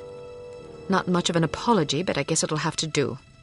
Did you at least manage to place a beacon in the radio room? I did. Well, I hope you're up for a swim.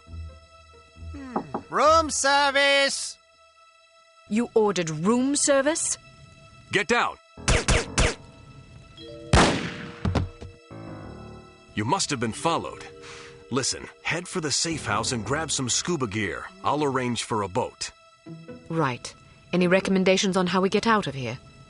It's you I'm worried about. They know your face. All right, in that case, any recommendations on how I get out of here? Are you afraid of heights? I'm comfortable with anything under cruising altitude.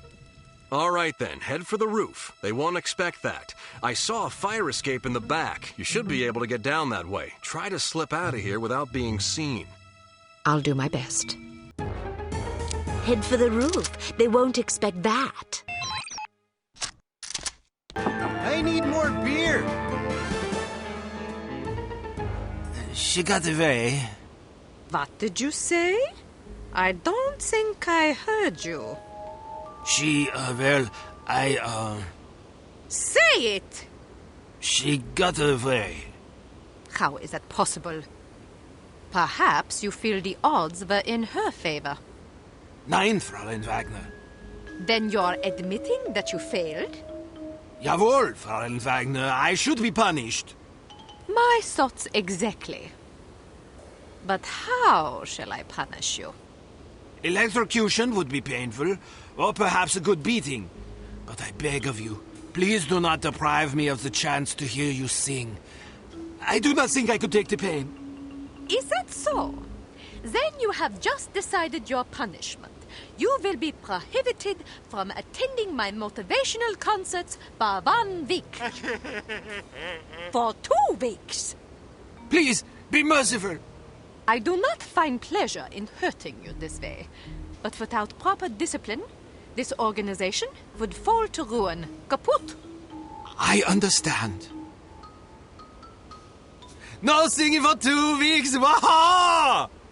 On second thought, perhaps that punishment is too inhumane. Let's go with electrocution instead, Jawohl, Fräulein Wagner. We should be directly over the wreckage. You'd better get going. What happened to the chivalry? You're not going to tell me it's too dangerous for a wee little lass to go down there by herself. I'm not the one that left the manifest and the captain's log aboard the ship. Well, I'm not the one that scuttled the damn thing. You want me to go? No, I just wanted to argue about it. Wish me luck.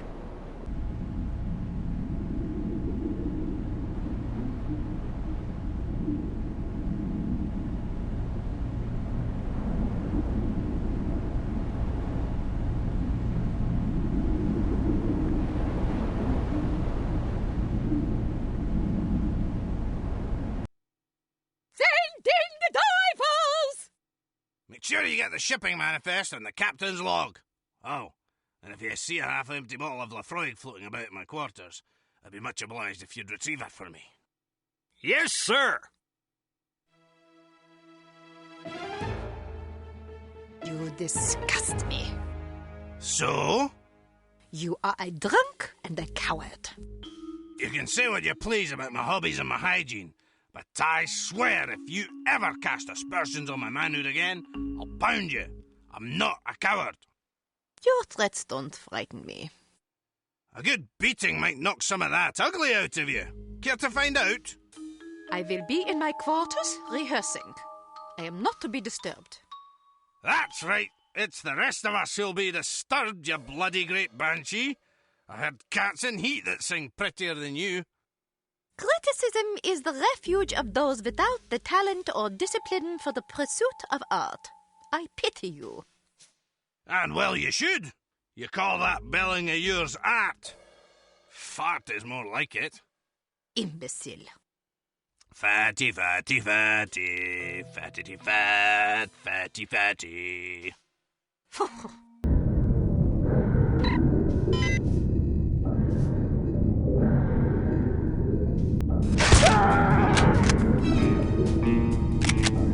Any luck?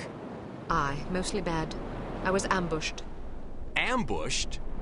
Yeah, by divers. They came out of nowhere. Did you see anything up here? Not a damn thing. Well, I got what we came for. Let's head for shore. Success at last, albeit overdue and underwhelming. Head to the war room for an update on the situation. Perhaps there is a shred of hope, after all. I can't believe this. She's late again. Where is that blasted girl? Give her a break, Smithy. About damn time. There's been a new development. I heard about the Monte Carlo incident. Was it harm? Indeed. They've just issued their demands. What you know is that at precisely 1700 hours Greenwich Mean Time on September 19th, 1967, an explosion destroyed Club Metropole in Monte Carlo, Monaco, killing 47 people and injuring more than 100. What you do not know is that the source of the blast was not a mechanical device, but rather a man, Commissioner Maurice Albert. Because you are at least somewhat familiar with the research of Dr. Otto Schenker, you are therefore capable of comprehending both the plausibility of this claim as well as its implications. As we have demonstrated, our organization, HARM, possesses the recipe for a biological weapon of such insidious potential and singular destructive power that no one on the planet is safe. Unless our demands are met. This is outlandish. By now, I'm sure you have received the itemized list of our requirements. You have exactly 1 week to fulfill these requirements. If our demands are not met, we will be forced to discipline you.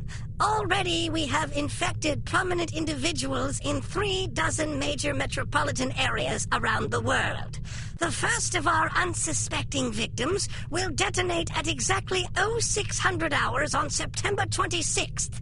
The estimated death toll is 1 million people! They're mad! The remaining victims will detonate at 6-hour intervals thereafter. Once our terms have been met, we will deliver a list of infected persons as well as a quantity of antidote sufficient to curtail this catastrophe. However, because the deadline we have imposed is dictated by the chemical fuse inherent in the reagent itself, the sooner you comply with our wishes, the more time you will have available in which to administer the antidote. I assure you that you do not possess the medical means necessary to diagnose the infection, nor the technical means necessary to diffuse it. Therefore, it would be in your best interest not to squander valuable time on such useless endeavors. Furthermore, any attempts by your secret service organizations to interfere with harm shall be severely punished. That is all. A puppet? Don't be fooled by the messenger. This situation is extremely grave.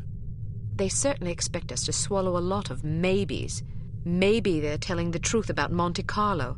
Maybe the consequences would be as dire as they predict. Maybe there's an antidote. Maybe they'll fulfill their end of the bargain. I tend to agree with you, Agent Archer. But for the time being, I suggest we take them at their word. The word of a puppet? What are their demands? Mr. Smith? 50 million pounds sterling, the continent of Australia, and an internationally recognized holiday to be known as Praise Be to Harm Day. I don't see the point. Presumably it is to praise harm.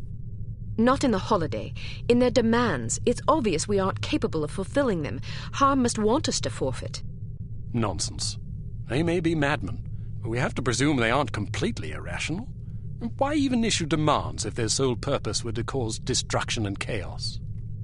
Perhaps they expect a partial capitulation. That way they can get what they really want, the 50 million pounds sterling. But they can also justify punishing us when we come up short on their other demands. It's obvious from the way they go on about their secret weapon that they're just itching to use it again. You hardly have the experience necessary to support such speculations. Archer may be onto something. In any case, Harm's motives are irrelevant. Our goal is to stop them, completely. No capitulation, no compromise. What about their warning? Once again, we must take them at their word. It is therefore imperative that we act swiftly and decisively. Our objectives are clear. We must obtain the list of infected individuals. We must get our hands on the antidote, and we must recover Dr. Schenker. And Volkov? He's only a threat if he knows what we're up to. If our theories are correct about Agent Lowry, Volkov shouldn't be much of a concern. What if your theories aren't correct? Then may God help us all. I hope we can come up with a better plan than that. What about the information we got off the ship?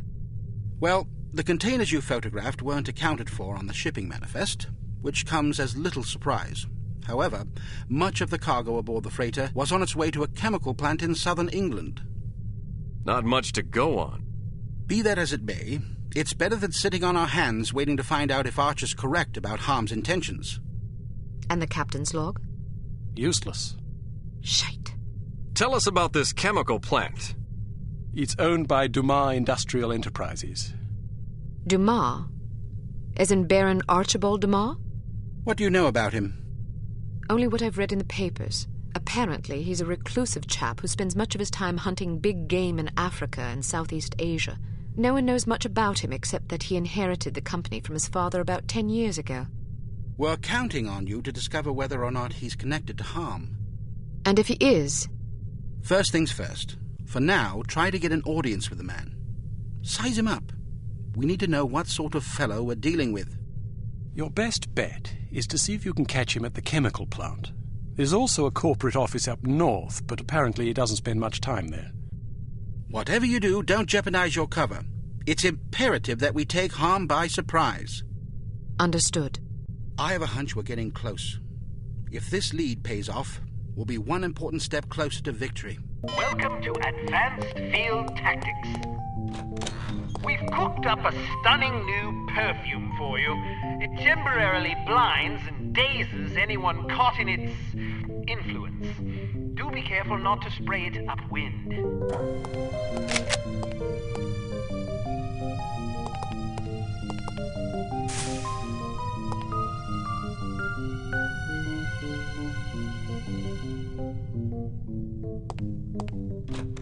This little fellow is one of our most refined inventions, the P421 Canine Persuader. Just start it up with this convenient pull cord and set it on the ground. Using sophisticated olfactory sensors, the P421 will seek out the nearest dog within its range and release a cloud of pheromone gas designed to enamor canines of either sex. Quite useful for incapacitating bothersome guard dogs. Use your robotic poodle to distract the guard dog. Excellent. It is possible that the reclusive Baron Archibald Dumas is somehow connected to the disappearance of Dr. Schenker. It will be up to you and Agent Goodman to establish the link, if it even exists. The first step is to meet the Baron in person and size him up. Whatever you do, don't blow your cover.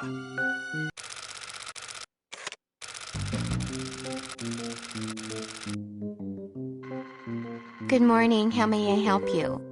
We've an appointment with Baron Dumas. I'm sorry, but are you sure it was today? The Baron usually reserves Mondays for golf. Tuesdays and Thursdays are for skeet shooting, Wednesdays for fishing, and Friday afternoons for backgammon. Sounds like a busy schedule. How does he find time for appointments? His lordship reserves Friday mornings between 11 and 11:15 a.m. for business matters. Well, I'm positive today was the day. Could you take another look at the appointment book? I suppose, but I can't see that it will do any good. The Baron's routine is quite established.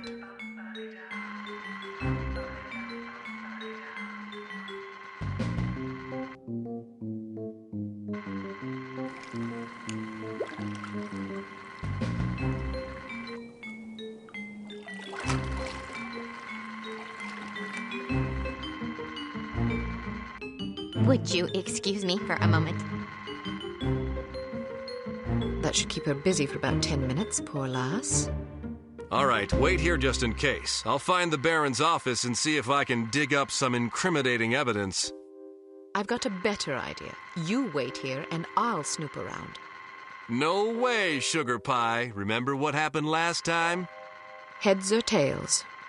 Tails. Heads, you lose. Sugar pie. 2 out of 3? Don't be a sore loser. Fine, but stay sharp. If you're seen, the mission's blown. If the Baron figures out you were in his office, the mission's blown. If you hurt anybody... The mission's blown, I know. Just remember what I said. I'm not sure I agree with your conclusions. Why not? Well, your methodology seems a bit suspect. What's wrong with it? How should I put this? Basically, you quote your mother-in-law to support your theory. Thought you had some pretty interesting things to say. Never mind.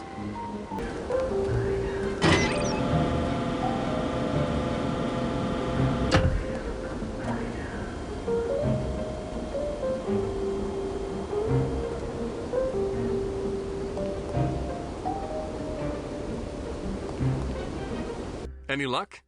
Plenty. Do you trust me now? Nope. Now then, let's see if, we can't sort this confusion out, shall we? That's all right. Perhaps we can reschedule at a more convenient time. Certainly. How about Friday at 11 a.m.? Perfect. See you then.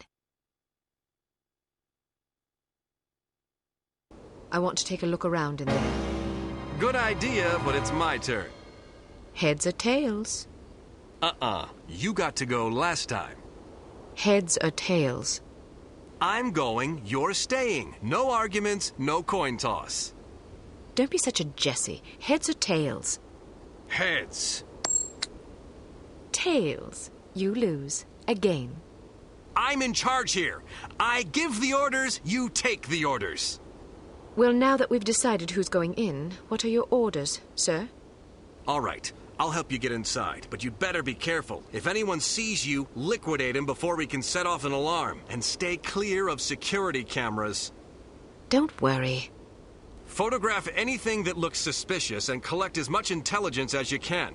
Files, correspondence, dossiers, anything. Aye, aye, sir.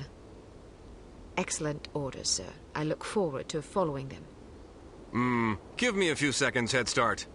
Did you inspect that faulty pump like I asked you to? Yeah. Then perhaps you know why it's not working. You, didn't see my report? No, I did not. I put it on your desk yesterday. Did you? And what exactly did your report say? That the pump needed to be replaced. Why didn't you replace it? You asked me to inspect it and file a report. Did I? I'm fairly sure. Perhaps you'd care to accompany me back to my office and help me locate this report of yours. I'm supposed to go on patrol. Then stop by as soon as your shift is over. You okay? You seem kinda down. Just stressed. What's wrong? My mother-in-law's coming into town this weekend. You don't get along with her? How long is she here for? A month. Oh my God! I'm scared of what I'm going to do. I guess your wife would probably be upset if you threw her in front of a train. Yes, I thought about it, but I think it would just create a lot of tension. Even if she couldn't prove it was me, she'd always wonder, you know? So, what's your plan? Be a man about it. Life's all about lessons. I guess I just need to learn how to put up with my mother-in-law without killing her. That's philosophical of you. Hello, what have we here? Sergeant Magnus Armstrong. Well, well. It was Armstrong, all right. I'm sure of it. Excellent work, Archer. What do you want us to do now? Try to interview the Baron at his estate.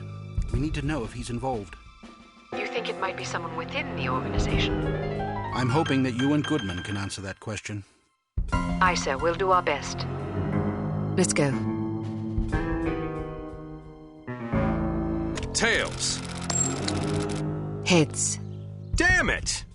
Ah, don't pout. Your eyes get all small and piggy when you're sulking.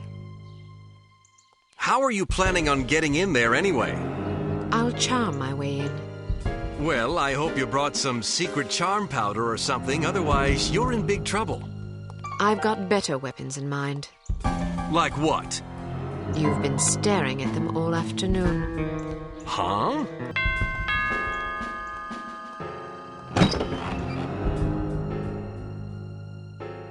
Yes? Good afternoon. My name is Mia Haig. I'm from Men of Influence magazine. Men of Influence? What on earth are you doing here? This is the residence of Baron Archibald Dumas, is it not? Yes? Baron Dumas certainly seems to qualify as a man of influence, wouldn't you say? I suppose it would depend on how you choose to define influence. He is the president of Dumas Industrial Enterprises. Ah. He's wealthy. True. He's well respected. He's dashing. He's debonair. Listen, this is all very educational, but what exactly do you want?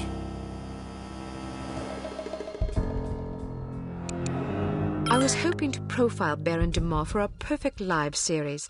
Each month we cover a different person whose lifestyle and disposition exemplify perfect living. And you wish to include his lordship in this series? Yes, the idea is to penetrate the myth and get to know the man, his pastimes, his ambitions, his accomplishments, the things that make him tick. I see. He's a model aristocrat. Ah. Someone our readers can look up to. Of course. Will you excuse me for a moment, Miss Haig? I don't think I could forgive myself if I were to let this sublime opportunity pass by. I will discuss your request with his lordship and return presently with his answer. Thank you. Please, wait here. I shan't be a moment.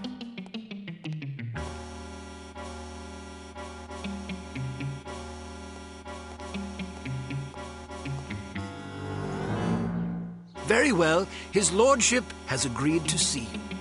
Excellent. This should be amusing. What do you mean? Nothing. Follow me, please.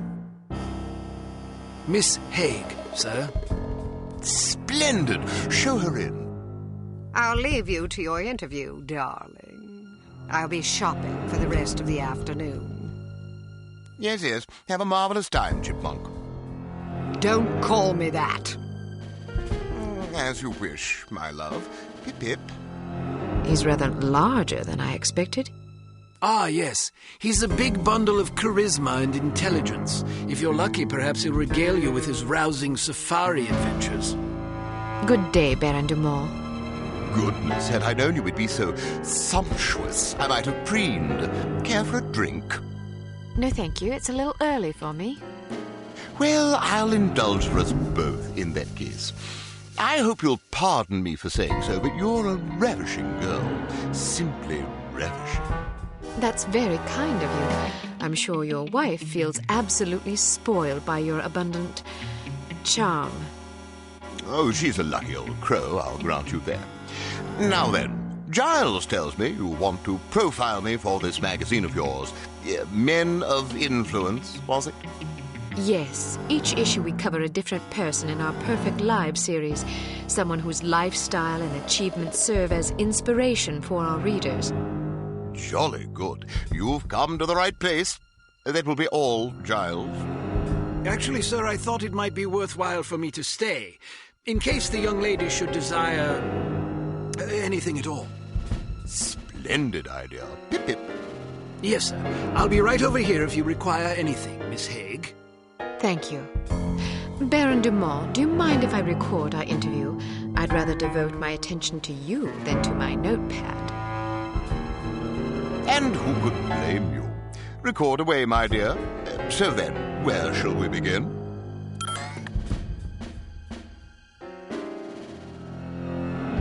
What's it like being such a prestigious big game hunter? Well, it's difficult to explain to someone who's never experienced the thrill of the hunt, you see. When it's you and your trusty blunderbuss all alone against a ferocious beast, you discover exactly what sort of stuff you're made of. Sounds ghastly. Oh, it takes a special breed of male, I'll grant you that. The merest hesitation could cost you a leg.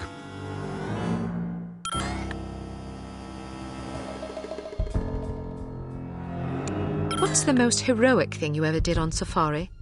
Ah, yeah, splendid question. Well, I once wrestled a lion to the ground and strangled it to death with my bare hands. Yes, I remember now. My porter had injured his leg and was about to be mauled. Dear Lord! Dear Lord, how courageous! Yes, indeed. Oh, one doesn't really stop to think about these things. One merely acts. It's amazing you didn't come to harm. Yes, well, the Dumas lineage is renowned for resourcefulness and fortitude.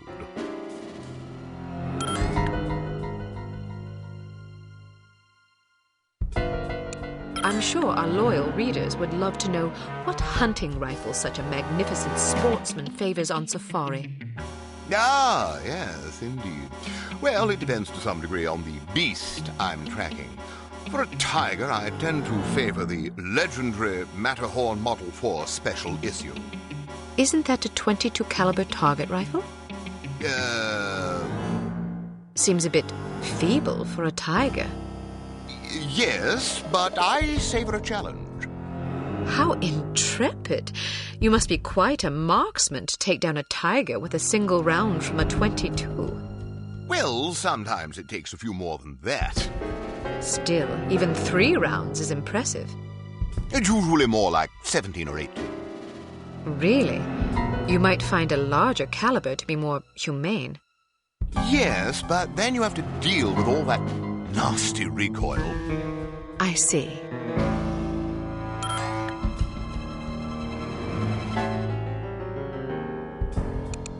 What's the most dangerous animal you ever faced?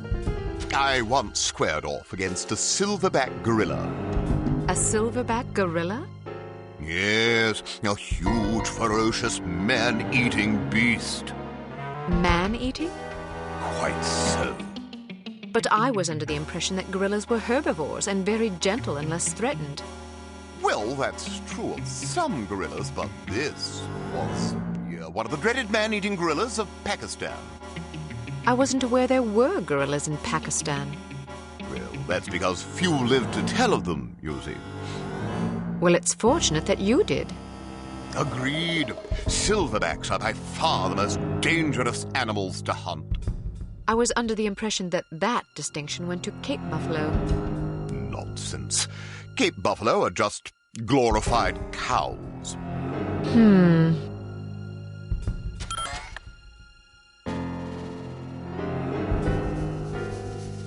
Is there anything that can strike fear into the heart of such a stalwart hunter as yourself? Frankly, no. Really? Nothing at all? Not that I can think of. Not even centipedes? Oh, dreadful things. Yes, I suppose, perhaps centipedes. Personally, I'm terrified of rats. Oh, God, yes. Those beady, evil little eyes and sharp little vermin teeth. Horrible animals, especially in a mob. And spiders. Oh, don't even mention them. How did you become so courageous? Oh, just something one's born with, I suppose.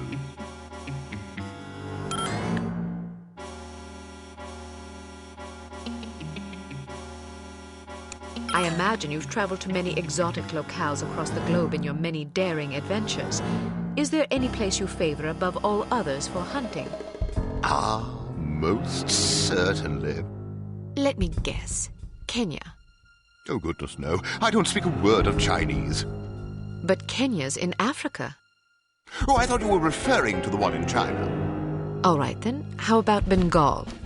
Cold weather doesn't agree with me. Rhodesia? Heavens. Madagascar? Not on your life. Where then? Well, to be perfectly honest, I'm quite fond of Bristol. Partridge? Pandas. Giant pandas. Bristol, England? Yes, indeed. I wasn't aware of any giant pandas in Bristol. Well, they're important. I see.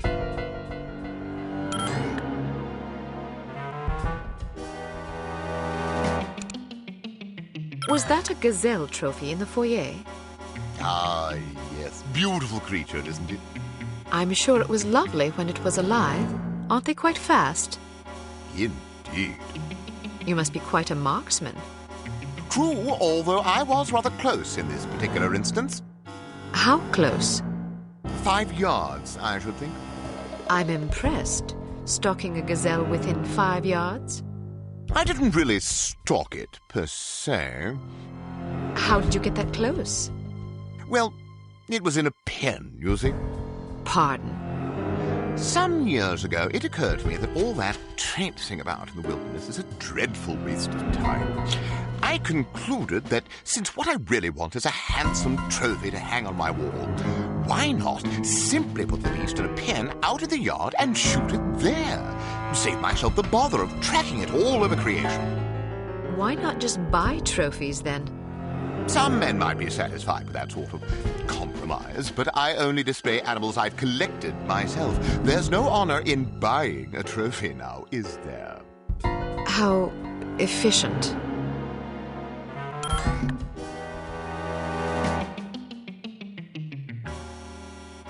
Is there a message you'd like to share with your many admirers? Good hunting, my humble devotees. Well, that's all the questions I prepared. I must confess, I'm positive this will be our most popular Perfect Lives installment yet. Oh, you think so? Absolutely. Rarely does nature combine so many excellent qualities in one man. Our readers will be fascinated, and maybe even a bit envious. One can hardly blame them. What I don't understand is where such a busy man finds the time to be a successful business tycoon, loving husband, daring hunter, astute philosopher, cultivated humorist, etc. Aren't you overwhelmed? Well, one learns to delegate. For example, although you wouldn't guess it, I'm only peripherally involved with Dumas Enterprises these days. Strictly in an advisory capacity, you see, to keep the company on track. How ingenious. Oh, well, I have my moments. But isn't it an awful risk to hand over operations to someone less accomplished in the subtleties of enterprise than yourself? Actually, it's safer that way. Really? Yes, you see, in my experience, the less one knows about running a business, the less he can screw up. I make all the important decisions. The rest is just, paperwork. Still, you wouldn't want your competitors getting their hands on that paperwork. Oh, quite true. But we have a very large safe in which to store it. Safes can be cracked. No, not this one. Even if someone could get inside, he'd still have to get past the security system. Sounds daunting. Oh, it is. There are invisible beams. Infrared? Exactly! If you touch one of them, the doors lock and poison gas is released into the safe. How terrible. Oh, I'd like to meet the burglar who could get in there. It would take a lunatic even to attempt it. Or a fool. Thank you for your time, Baron de Mol. It's been an eye-opening experience. I'm happy to oblige. Never turn your back on a worthy cause, I always say. A worthy meal is more like it. Well done, Agent Archer. You may redeem yourself yet. In the meantime, don't get cocky. There's still work to be done. Command will fill you in on the details. Report there immediately. Is it possible he was putting on an act? I don't think so, sir. I'm fairly confident the man is an imbecile. I heard the tape and I got to agree. Still, it's clear that Dumas Industrial Enterprises is somehow linked to harm. Well, didn't the Baron say that he wasn't really running the show anyway? Who's the vice president of the company? According to our research, his name is Damascus Valentine. D.V. What? His initials, Damascus Valentine, Dmitry Volkov. Coincidence? Seems rather tenuous. But nonetheless intriguing. In any case, we need to know what's in the safe the Baron mentioned to you. It won't be easy, naturally, but it could be the key to this investigation. I'm looking forward to the challenge, sir. That's the spirit. Mr. Smith, what did intelligence find out about the building? It's a veritable fortress. Not only is there a suspiciously large and well-trained security staff, but they've also invested heavily in high-tech surveillance equipment, cameras, infrared alarm systems, the works. They must really have something to hide. Our thoughts exactly. So what's the plan? Who is going inside? You are. What? Why her? It's way too dangerous for a woman. Oh, don't start with that again. Before joining Unity, Agent Archer was something of an expert in, covert infiltration, one might say. Breaking and entering, others might say. Whatever the case, this assignment calls for stealth and subtlety. Yeah, I know. Subtlety isn't my specialty. I still think it's too dangerous for her to go in alone. Which is why you'll be providing a distraction for her downstairs. I like the sound of that. How do I get inside? Attempting entry on the ground floor would be suicide, even for an expert like Ms. Archer. The only way in is through the roof access. What did you have in mind? Am I going to have to parachute in? Too imprecise. Fortunately, there's an alternative. Dumas Enterprises is erecting a second skyscraper right next to its corporate headquarters. Our surveillance photos suggest that if you can get to the top of the new building, you can use a crane to cross over to the roof of the old one. The surveillance photos suggest that this is possible? It will be close. You'll have a zip cord to cut the difference. I see. Once you're inside the building, you'll need to locate the president's office and find the safe. Photograph anything remotely suspicious. We don't want to tip our hand, so leave everything as you found it. The less they know about our mission, the better. Now then, time is of the essence. Yes, sir. Welcome to Advanced Field Tactics. Here we have the Sphinx Series M Code Breaker. Simply attach it to a standard 10-key security pad, and it will run through a series of combinations until it breaks the code. The duration of this process is determined by the complexity of the code, so it may be advisable to hide until the procedure is complete. Try out your code breaker on this keypad.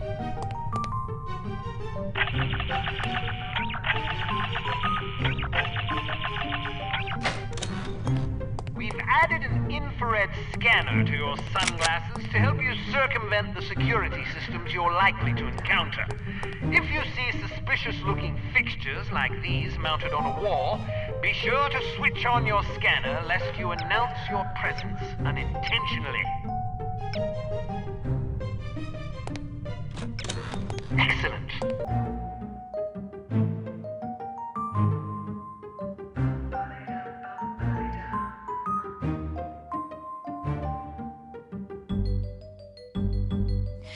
I'm bored.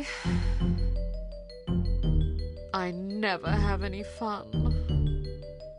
Neither do I.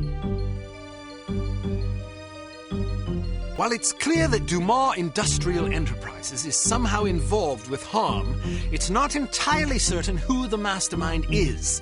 You must infiltrate the company's corporate headquarters building, locate the safe in the president's office, and photograph any relevant documents you find. Agent Goodman will provide a distraction that should draw attention away from you, but you should still expect resistance.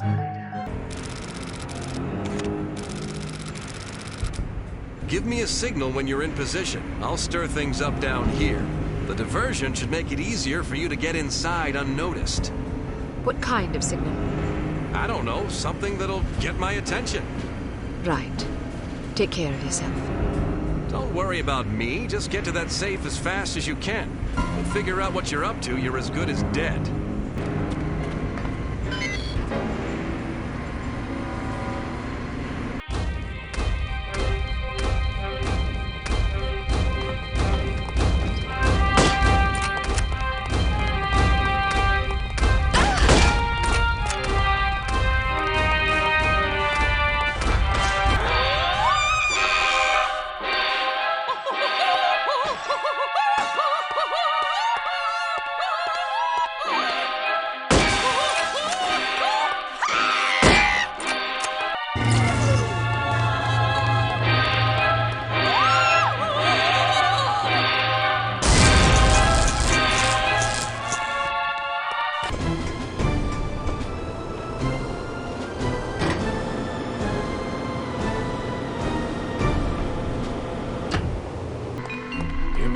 old man's new secretary.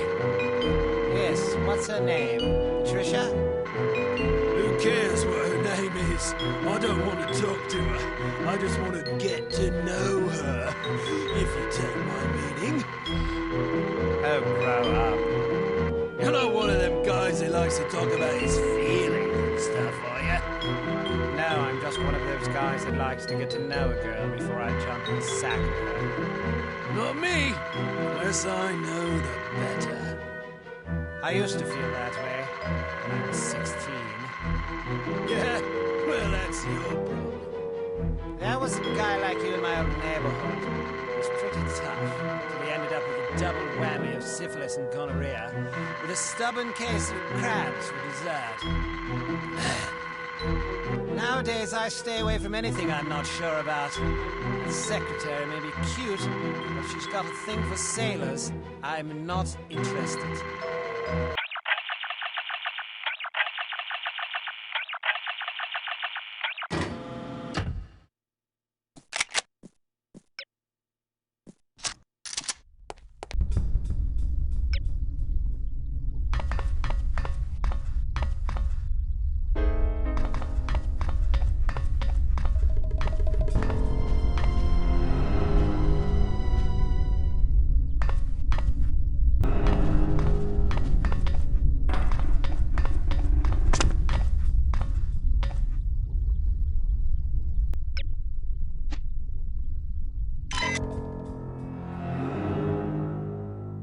Let's get out of here. What's wrong? Volkov. Once again, I find myself aiming a pistol at someone you care about. Drop your gun. How do I know you won't shoot him? You don't. But you can be sure that I will shoot him. Unless you do as I say. Don't listen to him, Archer.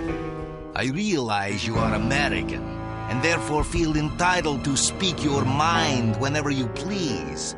But you are also at gunpoint, and very likely to be shot if you don't shut up! Go to hell. What did you say? Nothing. I heard you. Tell me what you said. I thought you wanted me to shut up. Now you want me to talk? Make up your damn mind. You are testing my patience. Miss Archer, I suggest you drop your weapon before your obnoxious American friend forces me to silence him, once and for all. Don't do it! Get out of here now! Tom! Go! Go!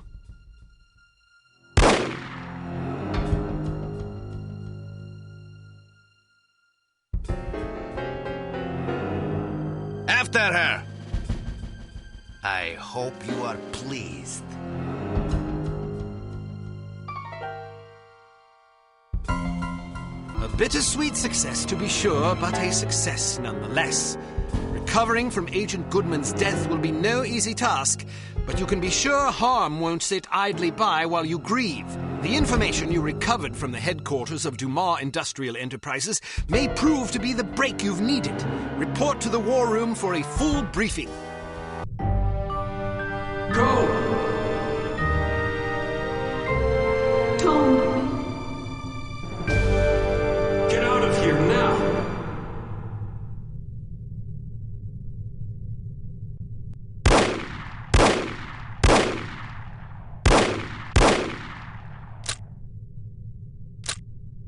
Agent Cate Archer, please report to the war room.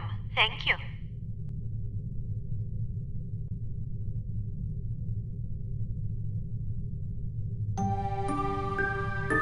Agent Goodman's death is a terrible blow, no question about it.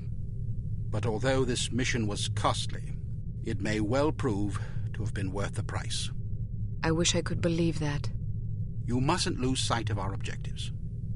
The sacrifice of any or all of us is a small price to pay to preserve the lives we will save if we are successful. Tom knew the risks. So did Bruno. So do you.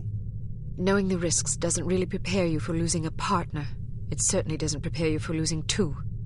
Nothing can prepare you. The loss of an operative is never expected and is always tragic. But as horrible as it sounds, it's also inevitable. It's a dangerous job. Perhaps Mr. Smith is right. Perhaps I'm not up to the task. Rubbish.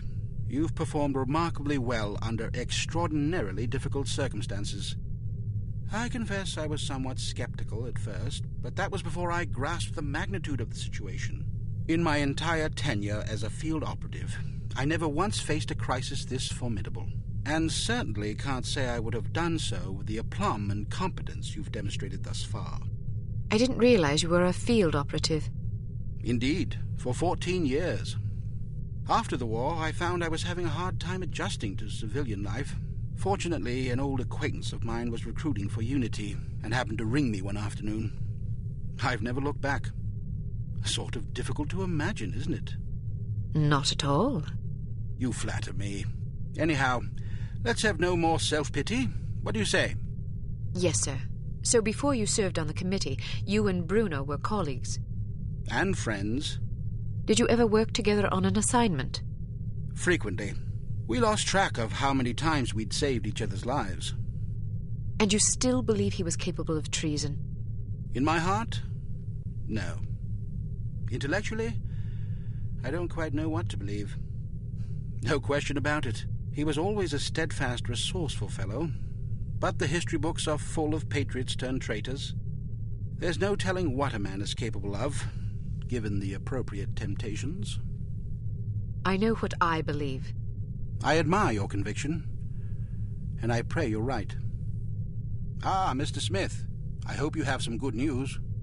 Good news would be that we hadn't lost another valuable agent on this mission. What news do we have? Well, our analysis of Agent Archer's photographs is complete. And? We have a possible lead on Dr. Schenker's whereabouts. I think we can classify that as good news. As I said, it's all relative. This harm situation isn't the only crisis in the world, and we're fast running out of competent field agents. Then suppose you get to the point and tell us what we know about Dr. Schenker so we can go fetch him. It's somewhat speculative at this point, but it's possible that Harm is keeping him at a secret underground research facility in North America. We don't know the exact location of this facility, but thanks to the files Archer photographed, we know it exists, apparently in the vicinity of a lumberyard in western Washington state. It seems the site is being supplied by an American Railways passenger train. Records and research has dug up evidence of various trains making unscheduled stops in the area over the past 3 weeks. At regular intervals? Indeed. Probably to drop off supplies and personnel. We're certain that at least one American Railways engineer is on the Harm payroll, although several individuals may be involved. We're looking into it. What's my assignment? Phase 1 will be to apprehend the engineer or engineers in question so that we can interrogate them. Once you're aboard the train... How exactly am I to get aboard?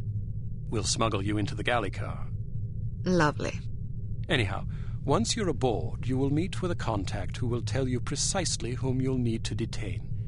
It is safe to presume that other Harm personnel will be aboard the train, so subtlety is advisable. Needless to say, seizing the conspirators will prevent the train from making its stop, so you'll have to be sure to detrain at the appropriate time. Well, after falling out of an airplane, I suppose jumping off a moving train can't be that bad. That won't be necessary. Once your objectives are complete, you must head for the caboose and detach it when you're near the lumberyard. We'll have an agent in place to switch the track and reroute you to an unused depot behind the lumberyard. This area is not likely to be heavily guarded, so you shouldn't have much difficulty getting through. If all goes according to plan, you will rendezvous with another undercover agent who will, we hope, have information that should help you locate the underground base. Then I grab Dr. Schenker and get the hell out. Precisely. We'll have a helicopter nearby awaiting your signal. Your flight departs in 1 hour, so if you need to stop by the toy shop, now's the time. Understood. Thank you for putting things in perspective for me, sir. I promise you I will do everything in my power to destroy Harm. Archer? Sir? Don't let anger cloud your judgment. Revenge is an understandable impulse, but it is also a contemptible one. Our job is not to avenge, but to protect. I can't just shut off my feelings like a tap. No, but you can bridle them and use them to fuel your resolve. Destroy harm, but do it to save innocent lives, not to retaliate for those already lost. The moment you give in to wrath, you become as reprehensible as the monsters we're hunting. Clearly, we are all called upon to take lives from time to time, but we must neither relish it nor agonize over it. It is a duty, plain and simple. Not a pleasant one, but often a necessary one. I'll do my best, sir. I have absolute confidence that you will. There was one more thing, although I'm not sure how important it is. According to one of the documents Archer photographed, it seems the Baron's wife changed her surname some time ago. Really? So her maiden name isn't McLean? It's Farnsworth. Felicity Farnsworth? Are you quite sure? Positive. Do you know of her? Aye, that I do. When she was 8 years old, her father, a wealthy banker, was involved in a nasty public scandal involving unmentionable acts with a 12-year-old boy. How dreadful. Mr. Farnsworth committed suicide shortly thereafter. Felicity and her mother, by all accounts a vapid socialite, were ruthlessly ostracized by their peers. Guilt by association, presumably. Furthermore, rather than inheriting the fortune she expected, Mrs. Farnsworth discovered that her late husband had left the family in inescapable debt. She went quite mad. Several days after being institutionalized, she hung herself. My word, that poor child. Felicity fell into the custody of an elderly aunt whose lifestyle was apparently rather more severe than she was accustomed to. About a year later, the aunt took a fatal tumble down the stairs. Foul play? No mention was ever made. What happened to the girl? She ended up with a foster family where she remained until she was 14. One night she went out her bedroom window and was never seen again. Or at least no one recognized her. Astonishing. Where did you learn so much about her? I studied her. Come again? I believe I first read about her in a gossip column. I was intrigued by the similarities in our background, so I dug deeper. What similarities? Well, we both came from wealthy families. We were both orphaned at a relatively early age. Our fathers both killed themselves, although for very different reasons. We were both plunged into undesirable circumstances and resorted to rather desperate measures to survive. I found it quite uncanny at the time, although in retrospect I think we had less in common than I once believed. Adversity is the truest test of character. The strong are strengthened by it, the weak made weaker. It sounds like this Baroness didn't have the wherewithal to cope with her misfortunes. It's a common trend among terrorists and bullies that they imagine themselves persecuted by fate and therefore feel justified in harming others. You're frothing. Sorry, I get carried away. She's involved somehow. The Baroness? Upon what unimpeachable evidence are you basing that supposition? I just have a feeling. Ah, then the case is as good as closed. I don't expect you to believe me, but I'll count on you to say something smug if I'm right. It's virtually guaranteed. I'm not smug. Acerbic, perhaps, maybe even sardonic, but not smug. Okay, sure. Whatever you need to tell yourself. I have to agree with her, Smith. Don't either of you have work to do? Aye, sir. Off I go. Good luck. Welcome to Advanced Field Tactics. We've a new perfume for you. This one's a real scorcher. It's a concentrated acid gas with a jellied base to make it sticky. You definitely don't want to get it on you. Here's a spiffy new device that should make dealing with security cameras less of an ordeal. When fastened to a camera, it generates a still image from the camera's viewpoint that should convince a casual watcher that he's seeing an empty room. Attach a camera disabler to this security camera.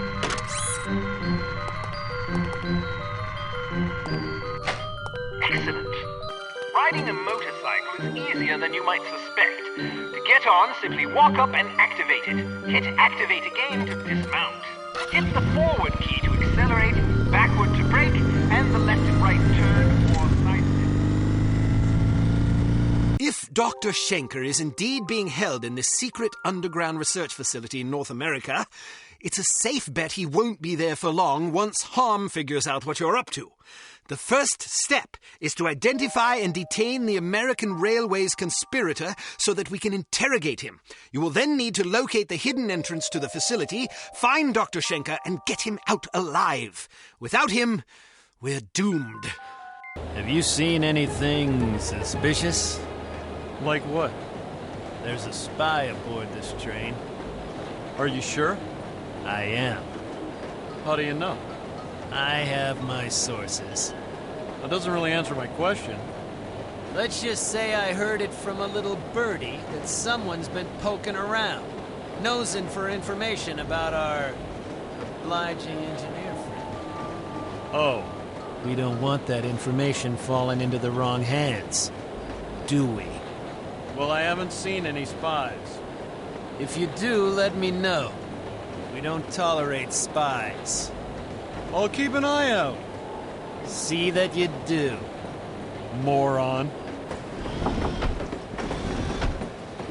Is it just you, or is it hot in here? Either way, I think you need a cold shower. Kind of half-wit comes up with these code phrases anyway. I know what you mean. What do you have for me? Looks like the assistant engineer has been acting alone. Crew compartments are all the way at the front of the train. You should be able to find him there, since his shift doesn't start for another half hour. Perfect. Who are you? No, please, don't hurt me! That should keep you out of trouble for a spell. Is that a caboose? Yup. What do you think it's doing out here? Not sure. Should we report it? Probably. Maybe we should check it out first. Okay. Hey, Delaney, you got a phone call. Who is it? Sounds like your girlfriend. Tell her I'm out on patrol. You sure? Yeah, I'm sure. I got better things to do than talk to her. Like what?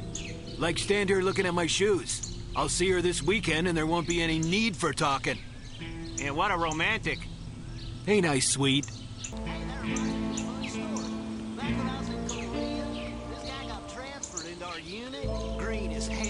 I mean, he'd never been out of his hometown before. I hate that guy. He's always shooting his mouth off. Hey, that reminds me of a funny story. Back when I was in Korea, this guy got transferred into our unit. Green as hell. I mean, he'd never been out of his hometown before. We had guys like that. They didn't tend to last long. Well, this guy didn't know what a sucker he was. He was a loudmouth little bastard, always acting tough and picking fights. Scrawny as a pluck chicken, too. So one day we're getting shelled, and this big rock comes clanging down his little Marine's helmet. He takes it personal, right? Gets up and starts cussing and hollering. The lieutenant shouting at him to hug the dirt, but he's just on a roll. Probably figures he can cuss a whole North Korean army into submission. I guess you gotta admire his courage. Stupidity's more like it.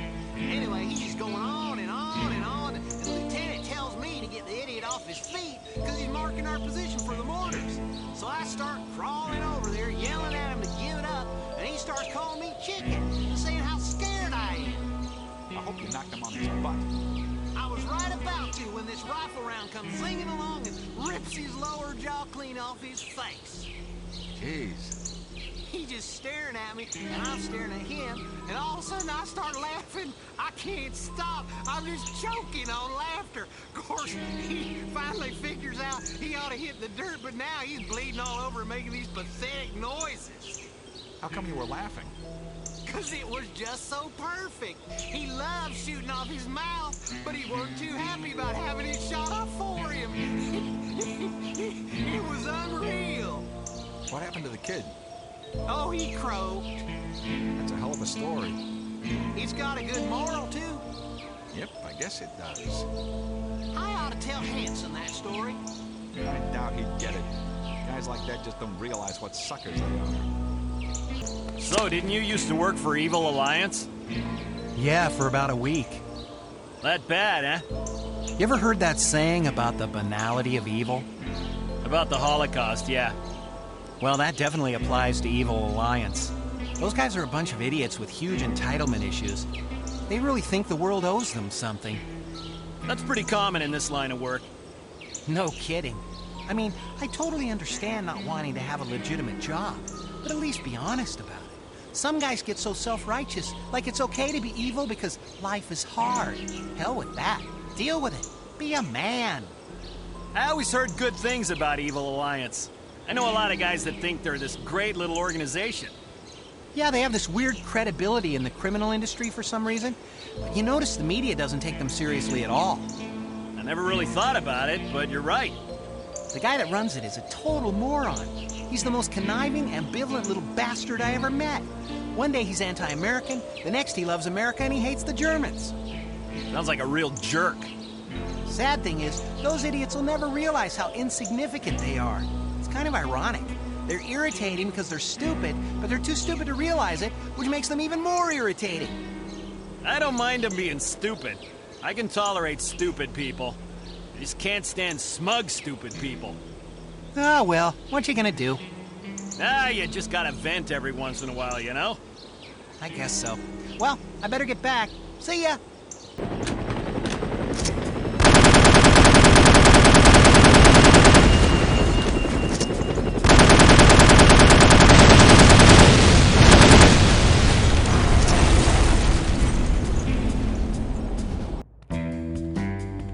Stay alert. There's been some trouble upstairs. What kind of trouble? Spy trouble. How do you know? That's just what they told me. I'd like to see a spy try to get in here. Well, make sure you're ready just in case one does. You can't expect the solution to react without a catalyst. There is a catalyst. That's not the problem. Are you sure your proportions are correct? Positive. I measured everything twice. You included all the ingredients? Yes, yes! Even the sodium nitrate? Oh, damn. I forgot about that. Your brother-in-law's still looking for a carpenter? I think so. Why? I'm thinking about quitting. Seriously? Yep. How come? I'm sick of being a bad guy. What would my mother think? You know, she saved up for 16 years to put me through college. My dad used to give her a weekly allowance, and she'd always stash a little away. Wow, that's impressive. But I thought you didn't go to college.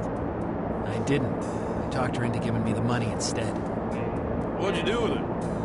First thing I did was buy a 59 Edsel. Ooh, bad call. What are you talking about? It's a great car. The thing purrs like a kitten at 90 miles per hour. Hell, I can get her up to 120 without breaking a sweat. Really? But I thought Edsels bombed. They didn't meet sales expectations, but Ford still sold over 100,000 of them. You're kidding? No, I mean it. A car doesn't have to sell 1 million units to be successful. It's all about projections. Unfortunately, the Edsel didn't sell as well as Ford expected, but it definitely sold. If you ask me, it was just bad timing. There was a recession, and people were looking for more economical cars. Wow, I never realized. Just goes to show you how the press can twist things around.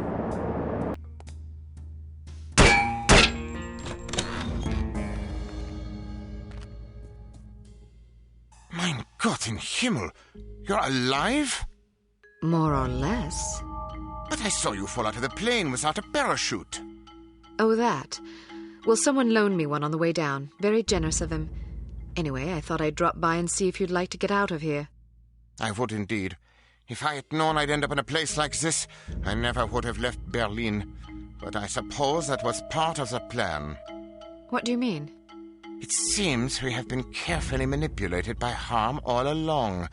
My decision to defect and your organization's decision to aid me were part of an intricate scheme. I have overheard my captors discussing the matter.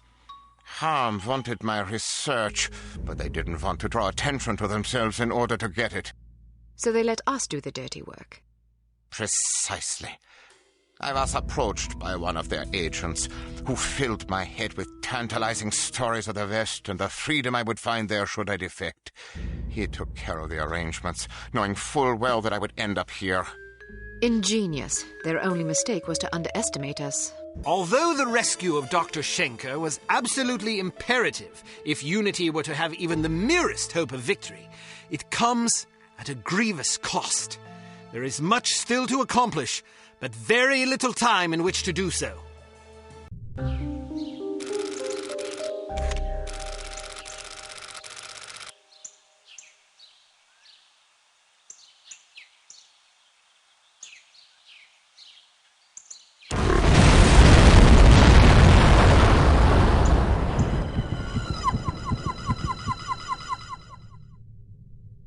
This morning at exactly 9:02 a.m., there was an explosion of unknown origin in the town of Shilling, England. That's where the Baroness grew up.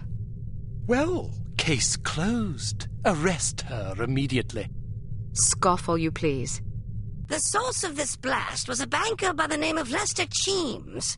Casualties are estimated at over 1,300 innocent people.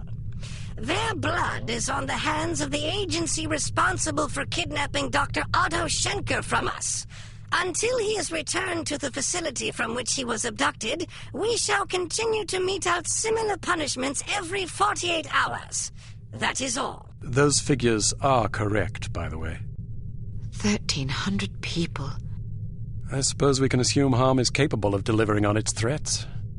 Indeed, which means we have exactly 2 days to complete our objectives.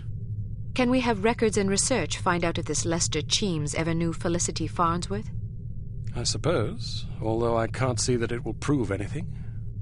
You never know. Well, I, for one, am reticent to implicate a respected public figure on the basis of mere coincidence. You call it coincidence. I call it circumstantial evidence. Knowing the victim of a crime hardly qualifies as circumstantial evidence. That depends on the victim, the crime, and the circumstances, doesn't it? Enough of this bickering.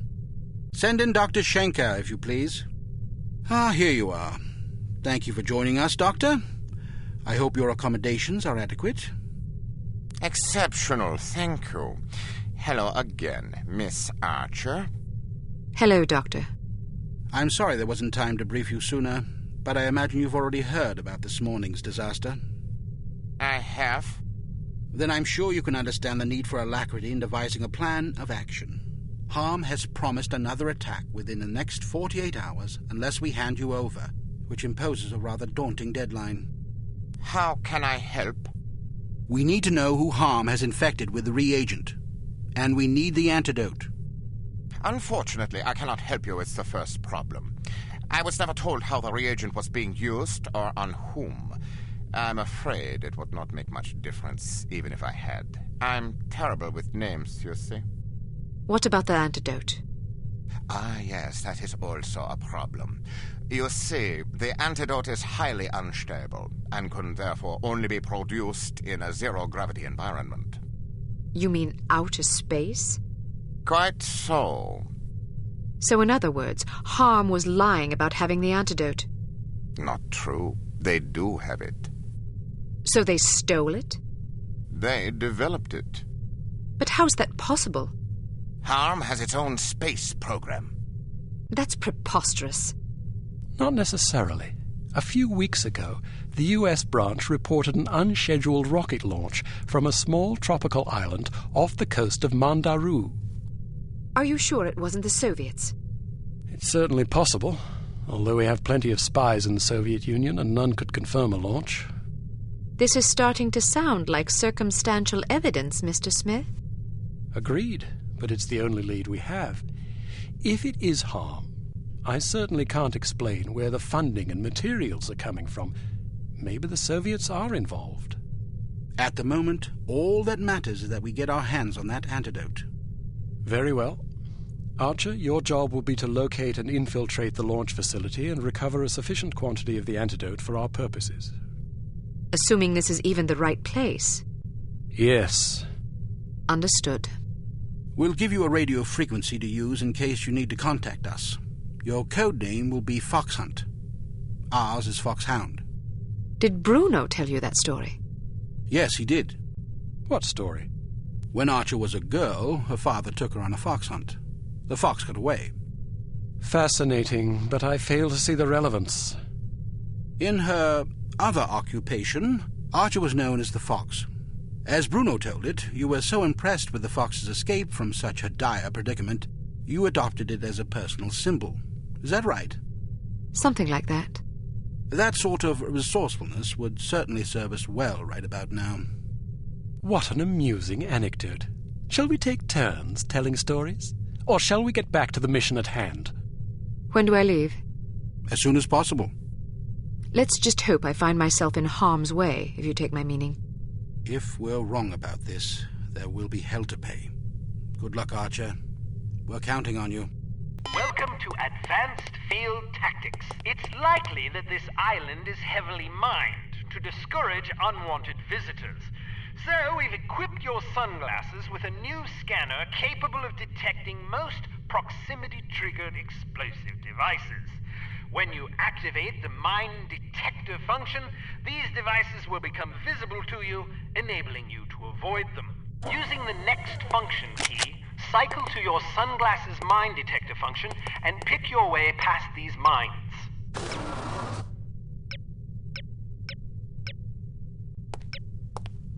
They are live, so watch your step.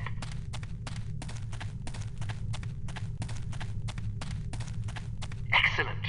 There is a small but nonetheless intriguing possibility that Harm is storing the antidote for the reagent at a secret launch facility on an island off the coast of Mandaroo.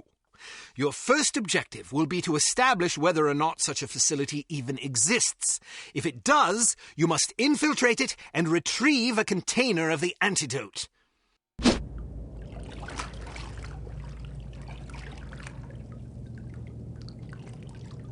Just got word that the sub's delayed. Good. We still haven't finished clearing out the last shipment. What's the ETA? Probably around 9 p.m., maybe later. I could use some overtime pay. Don't count on it. Well then, don't count on anybody being here to unload the sub. All right, I'll see what I can do.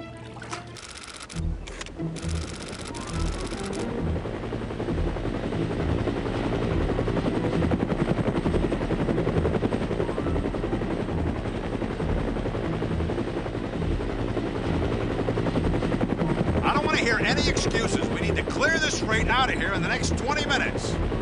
I'm telling you, that's not possible. Listen, the success of this operation hinges on secrecy. All it takes is one airliner pilot to look down and see all these bright orange crates sitting here, and we're finished. I understand that. We've only got one helicopter. We're doing the best we can. Figure out a way to do better. Get us more helicopters. Oh, sure. We just go make a couple out of soda cans and popsicle sticks.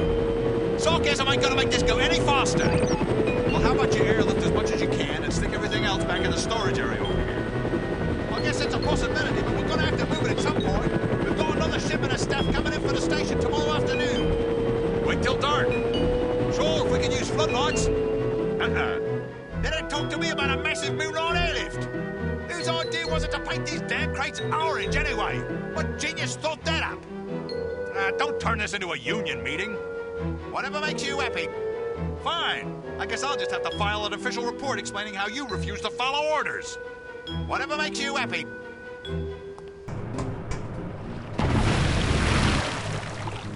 I don't care what it says on your schedule, we're doing a 90-second test fire.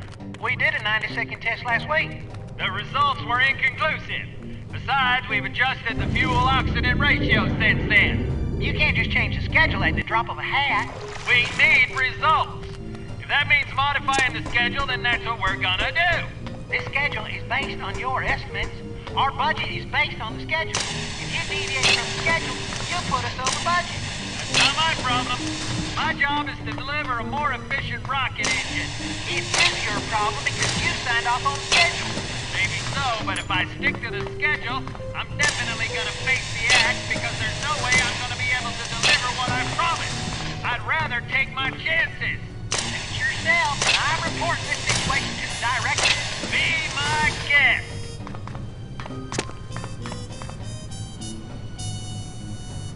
Test fire will commence in T-1 minute. All personnel evacuate blast pit immediately.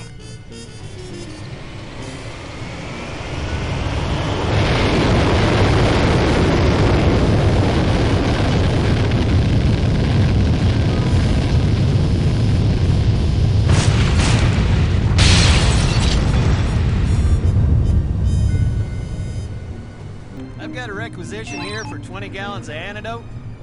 Oh, sorry, we're out. What do you mean you're out? A shipment should be arriving on Monday.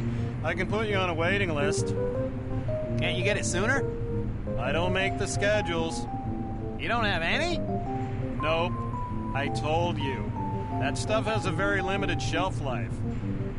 What am I supposed to tell my boss? Tell him to wait in line like everybody else. He doesn't like to wait in line. Is that supposed to scare me? I get threatened by guys like your boss all day long. What it basically boils down to is that they want a commodity that is only produced in one place. That place just happens to be outer space, which means the distribution channel is very narrow. We send a rocket up every other week and it brings back as much antidote as it can carry. When's the next rocket? This afternoon. Not coming back till Monday? Correct. Who can I talk to about that? Whoever you want, because it's not going to do a damn bit of good. Fox Hunt calling Foxhound, over. Go ahead, Fox Hunt. There are no antidote samples on the island. Repeat, no antidote samples. Damn. However, I think I may know where I can find one. Where? Outer space. Please repeat. Over. I could have sworn you said outer space. Aye, that's what I said. There's a rocket going up in half an hour. I plan to be aboard. Negative. It's too risky. You forgot to add, for a woman. Don't worry, I'll be fine. I'm not about to let thousands of people die because I was afraid to risk my neck. Very well. Proceed as planned. Just be sure to come back in one piece. Count on it.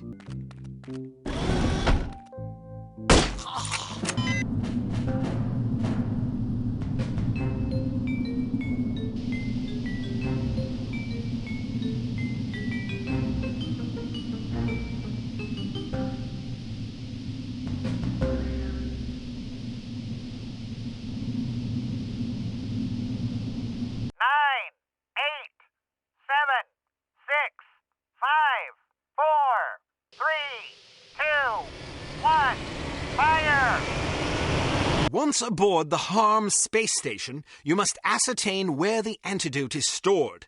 Your spacesuit should mask your identity to some degree, but don't expect guards to be fooled. If you see anyone carrying a weapon, either avoid him or dispatch him. When you've retrieved the antidote, you can start thinking about how to get back to Earth. First things first. Fiscal. Yes, sir? Hey, can you go check up on the crew of that rocket that just came in? They haven't disembarked yet, and they're not responding on the radio. Great. Probably another short circuit.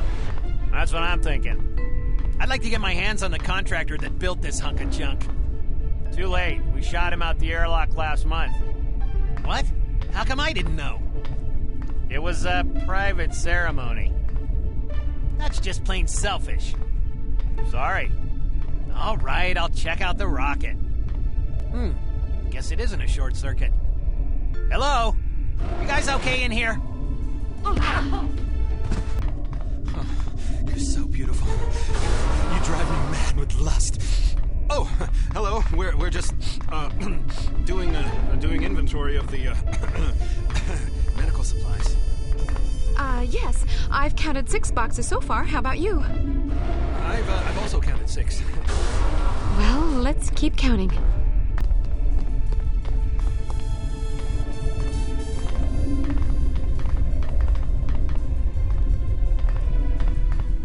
Uh-oh. This is a restricted area, you goon. Yes, quite so.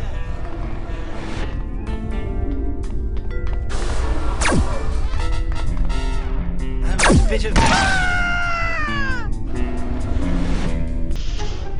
The statistical probability of this station being hit by a meteor shower is so minuscule it won't even compute on the electronic superanalyzer apparatus. Maybe, but it sure looks like a collision course on my chart.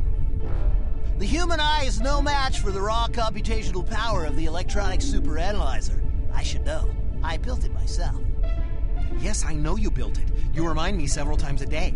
But, Marvin, I think I know why the electronic superanalyzer can't compute the probability of a meteor impact. And why is that? It's not plugged in. Ah. Are you thinking what I'm thinking? Right. Let's proceed to the escape pods in a calm, collected manner so as not to arouse suspicion. Good idea.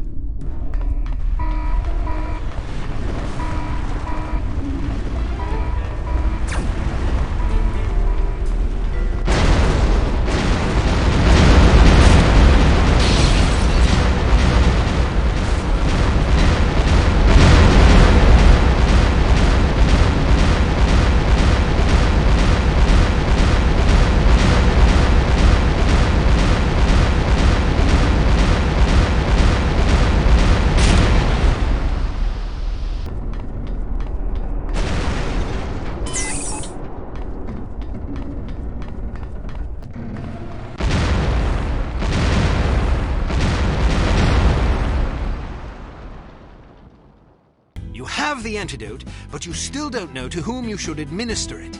The next step will be the most uncertain so far. It will also be the most critical. The price of failure will be measured in innocent blood. You look tired. I'm all right, sir. We've asked a great deal of you on this assignment. Under normal circumstances, we'd have a team of agents collaborating on a situation like this.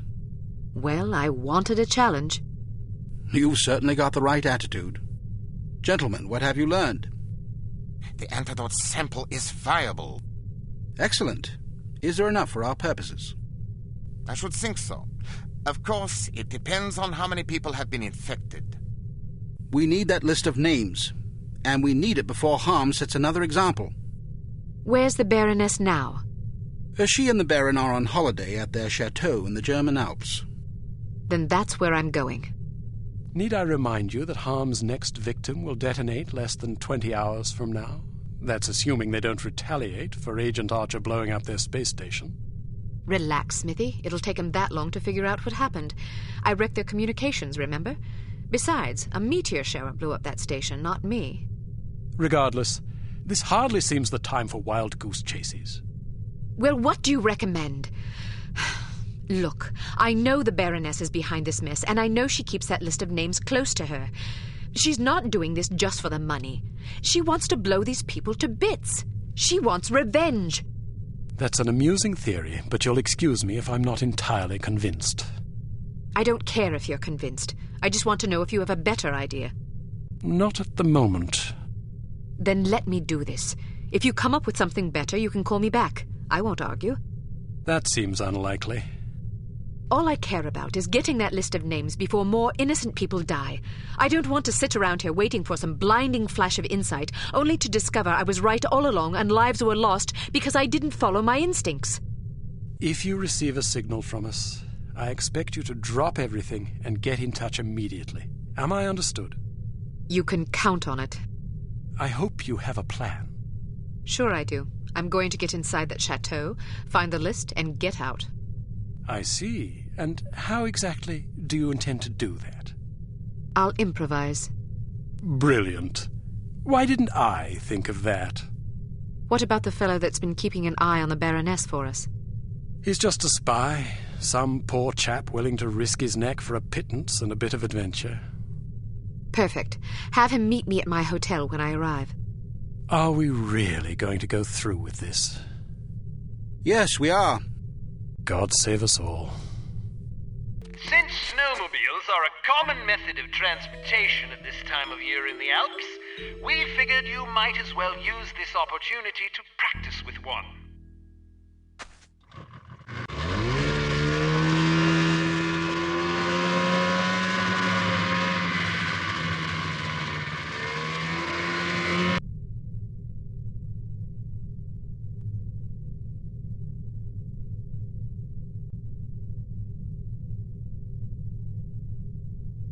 I'm bored out of my skull. It's so boring. I never have any fun. If your theories are correct, the Baroness will lead you right to the list of Harm's intended victims. You must retrieve that list and put an end to Harm before more innocent people die. Time is short, Archer. You must succeed. What can you tell me? Every afternoon she has lunch at a different cafe, then spends an hour or two window shopping. Afterwards, she rides the gondola back up the mountain. Does she come alone or with an escort? There are always plenty of dangerous-looking men with her. What do you know about the chateau? Only that you have to ride the gondola to get there. I've heard that there's a middle landing, and you have to take another gondola up to the chateau itself. Perfect. I have a mission for you, but I should warn you that it could be dangerous. I'm not afraid. Good. Sneak aboard the gondola and ride it up to the middle landing. Scout around and find out what you can. I'll meet up with you in 2 hours. How will you find me? Leave a sign. Marks in the snow should suffice. Where are you going now? I want to do some window shopping. Hello, Baroness Dumas. Any sign of trouble? Well, McCoy got into a snowball fight with some kids and somebody hit him in the face. He got a bloody nose. What's your name? Hans Kirchner, at your service. You're fired. Huh? Why? Because if I were to shoot you, it would cause a scene. You take over here. If anybody slips by you, I swear to God, I'll have you frappéed. Are you going on up to the chateau, Baroness Dumas? Of course I am. You simpering oaf. Did you think I was planning to sit around and play pinochle with you idiots? Wonderful. I guess the old lady is worried about that girl spy showing up. She's not a spy, she's an operative. What's the difference? Spies deal in information. Usually they're just ordinary people who sell or give away classified materials. Isn't that basically what she does? No, you see, an operative is more like a commando. Spies are generally long-term conspirators. They sometimes continue to provide top-secret data for years. Operatives work more on a mission-to-mission basis, stuff like infiltration, reconnaissance, sabotage, hostage rescue, or even assassination. How do you know so much about all this? I used to work for the CIA. Get out of here. It's true. How'd you end up in this racket? Well, I was a CIA operative, but I was also a spy for the French government. For the French? How'd that happen? It's a long story. Basically, my mom's French, and she knew some people that knew some people. They offered me a lot of money, and I couldn't turn it down. So what happened? I got careless and screwed up. I had to flee the States. After that, I didn't have a whole lot of career options. What did you find out? The main gondola dock is heavily guarded. It would be suicide to go that way. I'll have to risk it. There's no other choice. Ah, but there is. A few miles from here, there's an old service gondola. They use it for supplies, mostly. Brilliant. I guess I'm in for a bit of a hike. Well, I noticed there's a guard post out past the frozen lake. There's a snowmobile sitting outside. You've done well. What's your name? Tom. What's wrong? Nothing. Just reminds me of an old friend. Thank you, Tom. Good luck.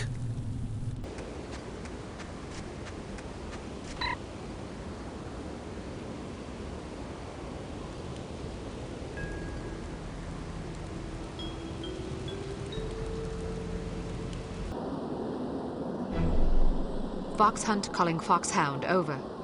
Go ahead, Foxhunt. Approaching target. Outlook good, over. Excellent news. Proceed as planned. Support standing by. We'll await your signal. Over. Understood. Over and out. Once you reach the chateau, you will have to act quickly. The first challenge is to locate the list. The greater challenge will be to deliver it to command. Needless to say, subtlety is advisable. The odds against you are already overwhelming enough without you drawing undue attention to yourself.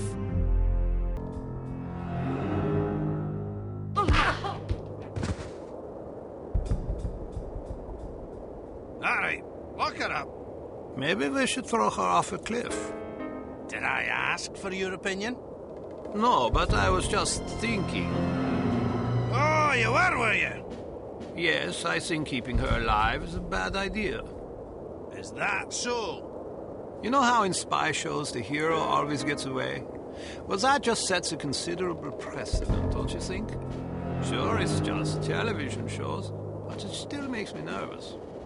Take a look at her. Excuse me? I said look at her. You want to murder her? I don't want to. It just seems prudent. Prudent, eh? If you don't mind my saying so, you seem rather moralistic for a man who earns his living as a criminal. We've already killed thousands of people. What's one more? It wasn't me that killed them. You work for the organization that did. Doesn't that implicate you as well? They didn't ask me what I thought about it. Perhaps not, but you knew there was a possibility that such things could happen. Okay, maybe you're right. But that doesn't mean I want this girl's blood on my hands. Truth be told, I'd sooner kill you than her. Then I'll stop trying to convince you to throw her off the cliff. That's prudent of you. I must confess, I haven't been able to sleep since that explosion in England. Me neither, lad. Can I ask you a question? What would you do if I began walking towards a gondola dock with the intention of leaving this organization? I might give you a piece of advice. What would that be? Don't get yourself killed. The thought had occurred to me.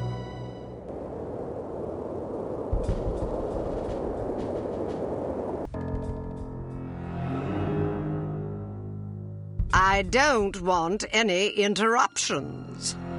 Yes, ma'am. Wake up, princess.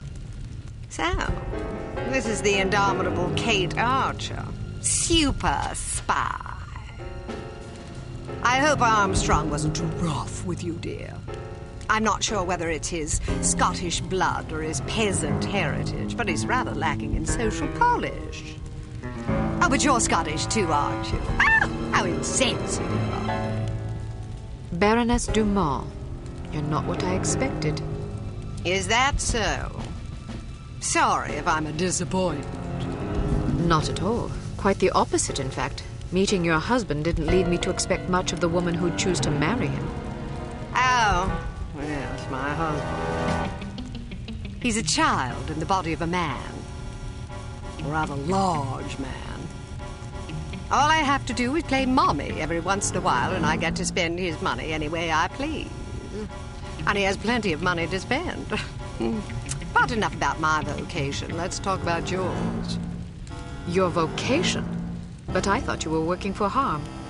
Harm works for me, darling. I'm impressed. Not bad for a little orphan girl who went from princess to pauper. It takes a great deal of conviction to overcome adversity the way you have, or a great deal of hatred. A little of both, actually. I wouldn't have expected such insight from someone like you. Well, perhaps you don't know as much about me as you think. I know enough. A girl spy in a man's world? That takes gall, surely. That you've been such a damnable nuisance speaks highly of your talents. But the fact that you're my prisoner suggests that you overestimate yourself. Just a bit. Little girl who thinks she can take on the world. Is that so different from a little girl that thinks she can take over the world? Well, we're both ambitious. Too bad your ambition is so petty. Is that what you think? You might have done great things. Instead, look what you've settled for. Exacting revenge on people who remind you of those snobs that ostracized you and your mom after that nasty business with your father. You call it revenge? I call it house cleaning. House cleaning? That's right. Every one of these smug blue bloods I scrub out makes the world a little cleaner. As far as I'm concerned, they're lint. Excuse me, Baroness. I said no interruptions! Somebody shoot this man! Where were we? Ah, yes. You were moralizing. Next, I suppose you'll tell me that I can't possibly succeed. Not if I have anything to do with it. You certainly have spirit. Unfortunately, you won't have anything to do with it. Not unless you can rise from the grave, that is. Are you afraid to die? I haven't given it much thought. Thanks to the incompetence of the insufferable Inga Wagner, you still have some time for reflection. My instructions were to give you a 10-hour fuse, but that bloated moron gave you 10 days, which leaves you roughly 45 minutes to live. I've been infected. At the club, that dart that hit my neck. Yes, and if it weren't for Fräulein Wagner's mind-numbing ineptitude, you'd already be dead. You get what you pay for. Isn't that the truth? You have no idea how hard it is to find qualified criminals these days. Nothing but misfits, mutants. I hope you don't expect sympathy. Not from a judgmental goody two-shoes like you. To you, I'm just a villain. Those pretty eyes of yours see only black and white. Well, sister, the world is a crueler mistress than I. Believe me, I would have gladly kept my dollhouses and fairy tales rather than suffering through what I did. But I didn't have a choice in the matter. You had a choice. You were just too weak to make the right one. You don't know anything about me, girl. You don't know what I went through. Those genteel bastards disowned my mother and me before the headlines even hit the papers. Now I'm going to show my gratitude by raining fire and destruction down upon their pedigree heads. Poor Felicity. The world spat upon her, so now she's going to show them all. Is that it? I didn't give you permission to use my Christian name. We've more in common than I like to admit. The difference is that I stopped taking my misfortunes personally. Everybody suffers, Baroness, but only cowards take it out on other people. Well, aren't you a righteous little bitch? Maybe it will get you into heaven. I suppose you'll find out soon enough. Get Armstrong up here. I want someone competent guarding this door. That's not a very nice thing to say. Is that so? Well, after you fetch him, how would you like to take yourself outside and have yourself shot? That'll give you something to complain about. Looks like you got yourself in a heap of trouble this time, eh, lass? How about a fight? What are you yapping about? A fight, you and me, mano a mano. You're challenging me to a fight? If I win, you let me go. And if I win? I'm already at your mercy. Are you a sportsman or a bully? As entertaining as it sounds, I'm not about to stake my reputation as a master criminal on a dare from a wee little girl. Coward. Are you trying to provoke me?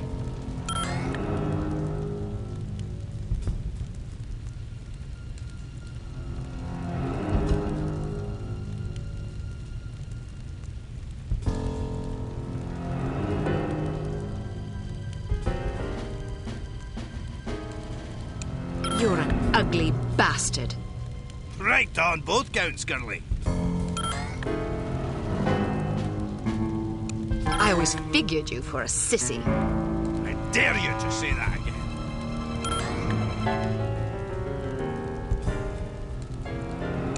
again. Maybe you should trade your kilt for a skirt. Maybe you should shut your damn cake hole before I put my fist in it. You hit like a girl anyway. If you're not careful, I'll fold you across my knee and thrash you till you shriek.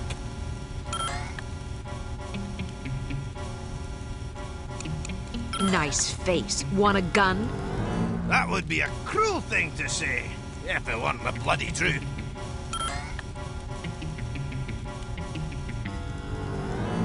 Have you always been a coward, or is it a recent development? Don't provoke me, missy. That's it! You've pushed me too far, girlie!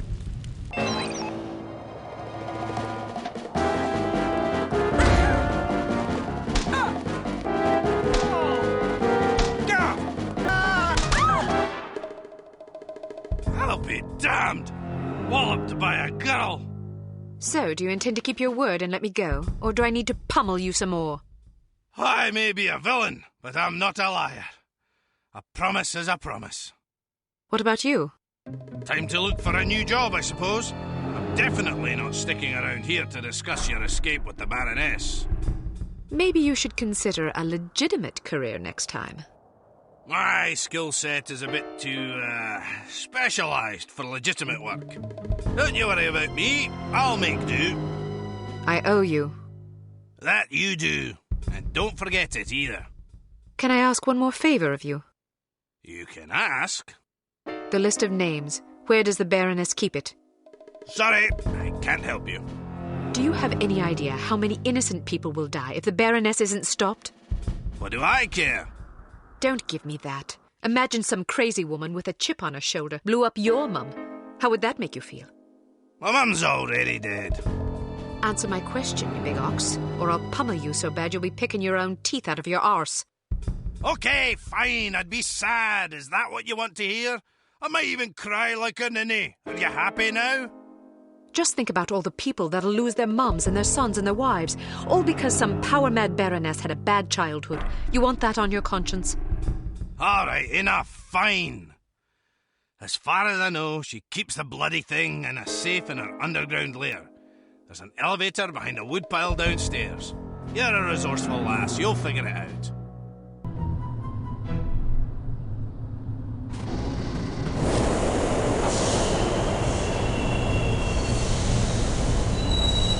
I'll be in my room. Yes, ma'am. Do I even need to mention that I don't want to be interrupted? No, ma'am. Good.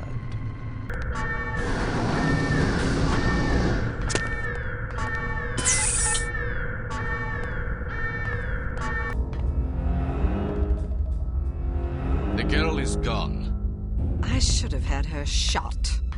Yes, you should have. Well, no matter. She'll be dead soon enough. Wrong. She got the antidote. She's resourceful, all right. I'll find her. There isn't much time. Less than an hour. More than enough. Just be sure not to leave without me. I wouldn't dream of it. What about Armstrong? Vanished. Kill him too while you're at it.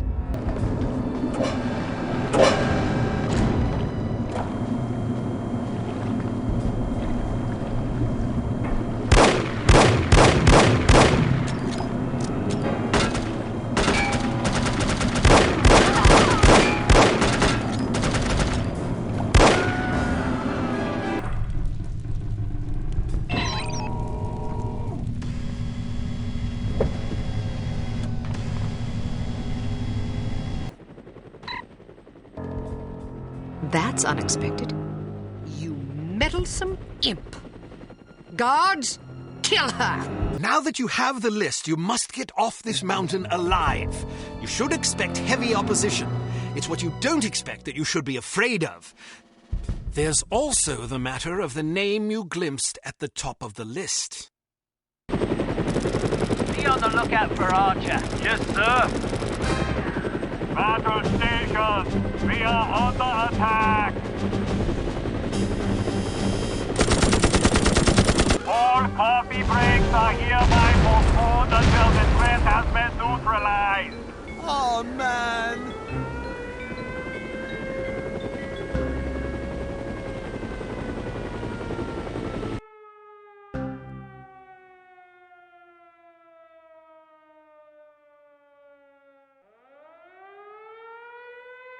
Finally, some excitement.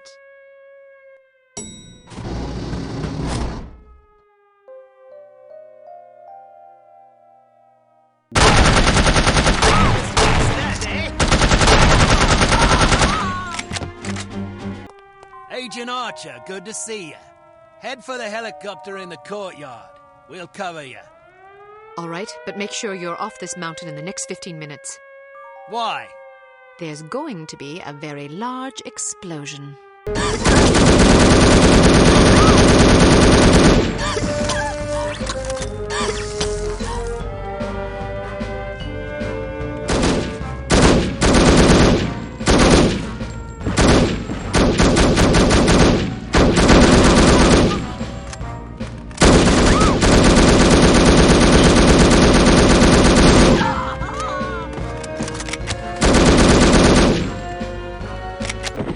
Out of curiosity, who's got Agent Archer?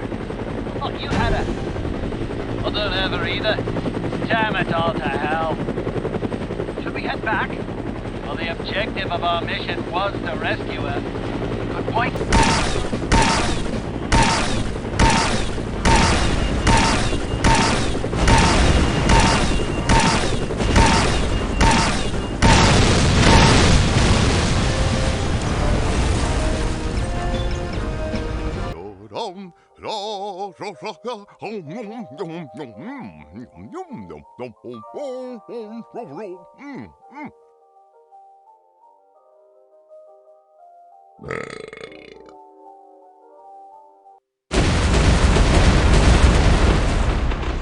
Good God! Do you think Agent Archer is okay? Not bloody likely. How are we going to explain this to command? You have proved to be an interesting adversary, Miss Archer. I've never had the chance to compete with a woman in a professional capacity. The experience has been an amusing one. Good. Then you can go to your grave happy. Perhaps. But I deem your mortality a far more immediate concern. Hand over the list, and I will kill you swiftly. How generous of you. I am not a man to trifle with. I've been perfecting methods of torture since before you were born. It would grieve me to have to demonstrate my skills on such a lovely creature as yourself. Are you threatening me or attempting to seduce me? I try never to get involved with women who want to kill me. Wise policy. Live and learn. Well, you'll not get this list in any case. That is where you are mistaken.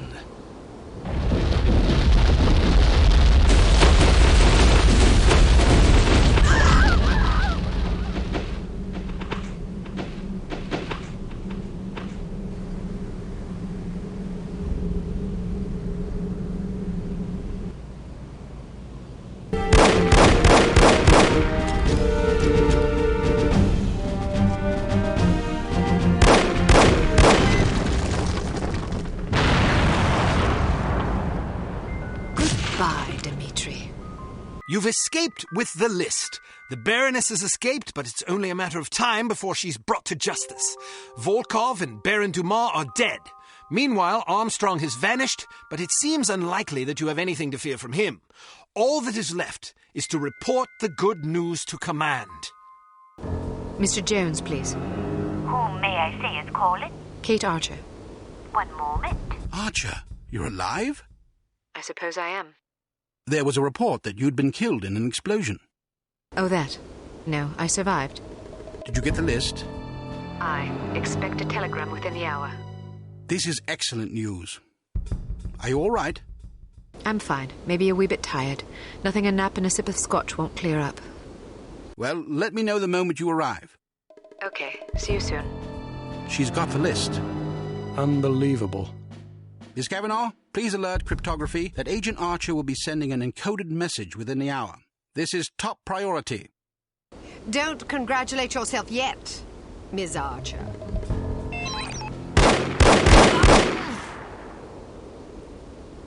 You've won nothing. Yes, well, you've lost everything. Again. Not true, Agent Archer. I still have the satisfaction of knowing that you have failed. But I haven't. We have Dr. Schenker, we have the antidote, and most importantly, we have the names of your intended victims. You still have to deliver the list. Which I shall, just as I shall deliver you to prison where you can accustom yourself to a slightly less opulent lifestyle. Ah, what a sweet fantasy. But it's not meant to be, I'm afraid. Know this, little girl.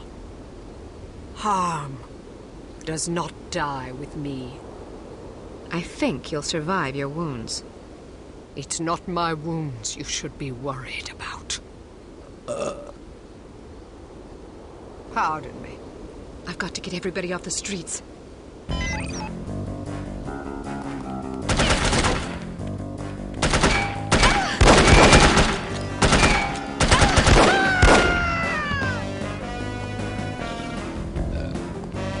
Inside, hurry!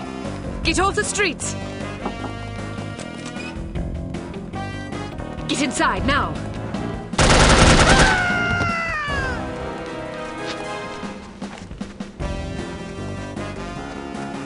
Get inside!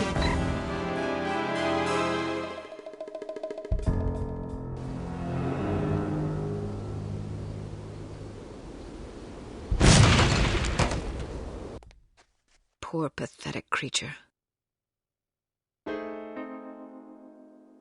Ah, Miss Archer. I trust you're recuperating suitably? Quite so, Mr. Jones. Thank you for the champagne. It's a tradition I began back in the war, to reward my boys for a mission well done. It pays to have friends in the supply department.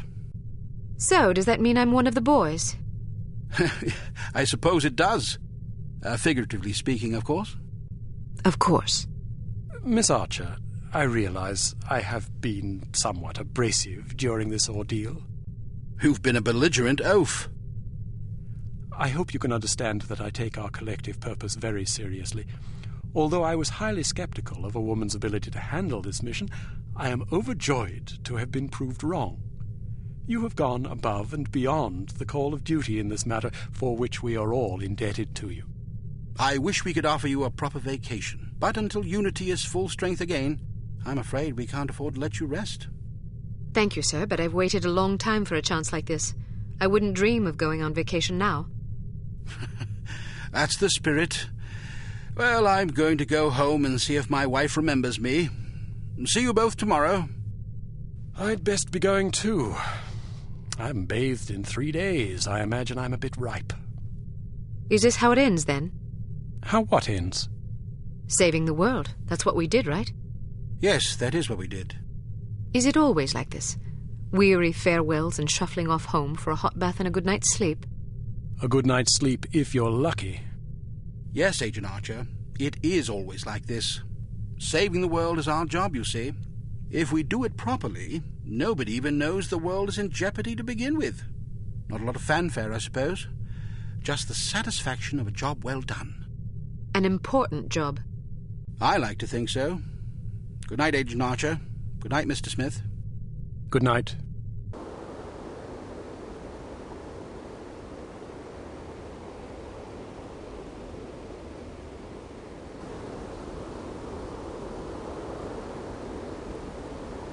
You were right. Last night I slept peacefully for the first time since my father died. How touching. Tom? You owe me more than you can imagine, Ms. Archer. I thought you... You have no idea what I put myself through, and I'm not gonna get a dime for it thanks to you. You're the traitor. Hey, I'm not proud of what I did, but I was gonna get a handsome paycheck as compensation. A very handsome paycheck.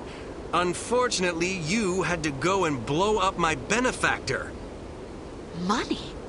You betrayed the entire free world for money? Ah, spare me the self-righteousness. Everybody has a price. Even you.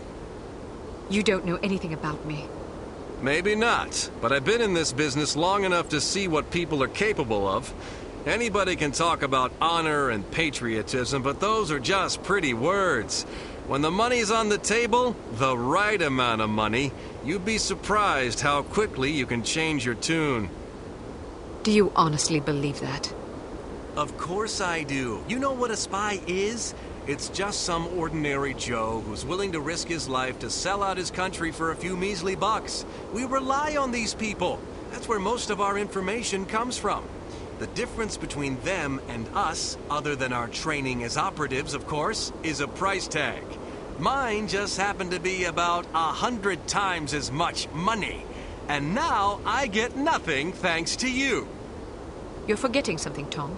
Those spies we recruit aren't patriots, they're cowards. We seek out selfish, hateful little people who place themselves above everyone else. We choose them because they're weak and greedy and arrogant, like you. Touché. Don't you understand what you did? People died because of you. Bruno died because of you. Hey, Volkov killed him, not me. All I did was supply some information. I'm not responsible for how that information was used. We'll see what the court thinks about that. I didn't come here to surrender. Pity for you.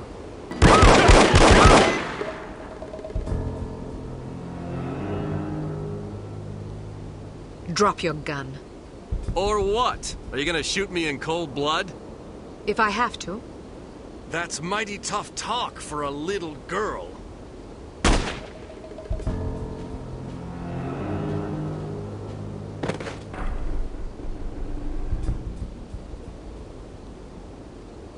Mr. Smith, what are you doing here? Tending to some unfinished business. Mr. Jones? Are you all right, Miss Archer? Aye. What's going on? There's your traitor. You mean Smithy? How long have you known? I've suspected you for some time. You've only just now confirmed my suspicions. All this time you thought he might be a traitor? Indeed, but I had to be sure. You might have warned Bruno. He did. Bruno. Look out!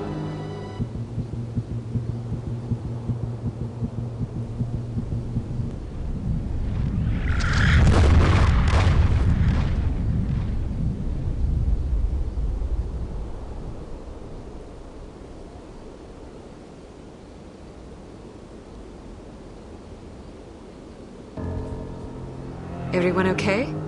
Good shooting, Archer. But what about Tom? Tom Goodman died in Amsterdam. What? But I thought...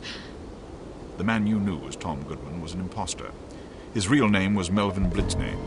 He's a former vacuum cleaner salesman from Akron, Ohio. I don't understand. It's quite simple. 7 years ago, Mr. Jones took Smithy off the active list due to his increasingly inadequate performance in the field. Mandatory retirement came as a great blow. Smithy, like many operatives, thought of himself as a man of action. He viewed his reassignment into the role of an administrator as an insult to his virility. He kept his dissatisfaction to himself, secretly plotting to discredit Jones and, in the process, line his own pockets. To this end, he recruited Melvin Blitzney, who underwent plastic surgery, extensive training, and months of voice lessons in order to become Tom Goodman, for whom Smithy, meanwhile, laid a deadly trap in Amsterdam. How did Smithy hook up with a vacuum cleaner salesman from Ohio? Apparently, they met in a bar in Florida on one of Smithy's last assignments. Anyhow, with Goodman out of the way and no one any the wiser, Smithy launched the next phase of his scheme, which was to nurture a relationship with an up-and-coming terrorist organization. He chose harm. His plan was to create an international incident of staggering proportions and simultaneously cripple Unity so that we would have no choice but to capitulate. Such an unmitigated failure would force Mr. Jones to step down, giving Smithy control of Unity and also a handsome payoff in a secret bank account in Zurich. But what about Morocco? It was a trap meant to snare us both. Mr. Jones and I agreed that it would serve as a perfect opportunity for me to disappear for a while. You might have warned me, you know. We couldn't risk tipping our hand. You mean you didn't think I could keep a secret? Keeping a secret wasn't enough. Smithy had to believe I was dead, which meant that you had to believe it as well. I'm truly sorry, Cate. Oh, you will be. But there are still some things I don't understand. Smithy was extremely forthcoming with information for someone who wanted us to fail. Every mission he sent you on was a trap. Eventually it occurred to him that you were far more competent than he had anticipated, but it was already too late by then. You'd outwitted him. Besides, if he'd attempted to conceal information, he would have drawn suspicion to himself, which he couldn't afford. But why did Tom, or Melvin, whatever his name is, blow up the cargo freighter? To get rid of you, of course. But Inga Wagner and Magnus Armstrong were aboard the ship. They were expendable. If you knew all this, why didn't you just arrest Smithy and be done with it? Because we didn't know all this until very recently. Your investigations revealed much of the information we needed. But the final piece of the puzzle fell into place yesterday afternoon, when I found this in Smithy's flat. The puppet? Indeed. Unbelievable. I'm sorry I had to deceive you, Cate. Sorry's not good enough. Do you have any idea how devastated I was? I should leave you two alone. I'm sure you've plenty of catching up to do. You certainly looked sad. What do you mean? Well, I was watching when you came to pay your respects. You were spying on me? Not intentionally. I ought to kill you myself. Who's buried here anyway? No one. It's an empty casket. An empty casket? Calm down. Don't run away from me. Come back and take what's coming to you. Cate, please. You're overreacting. I'll show you overreacting, you bastard.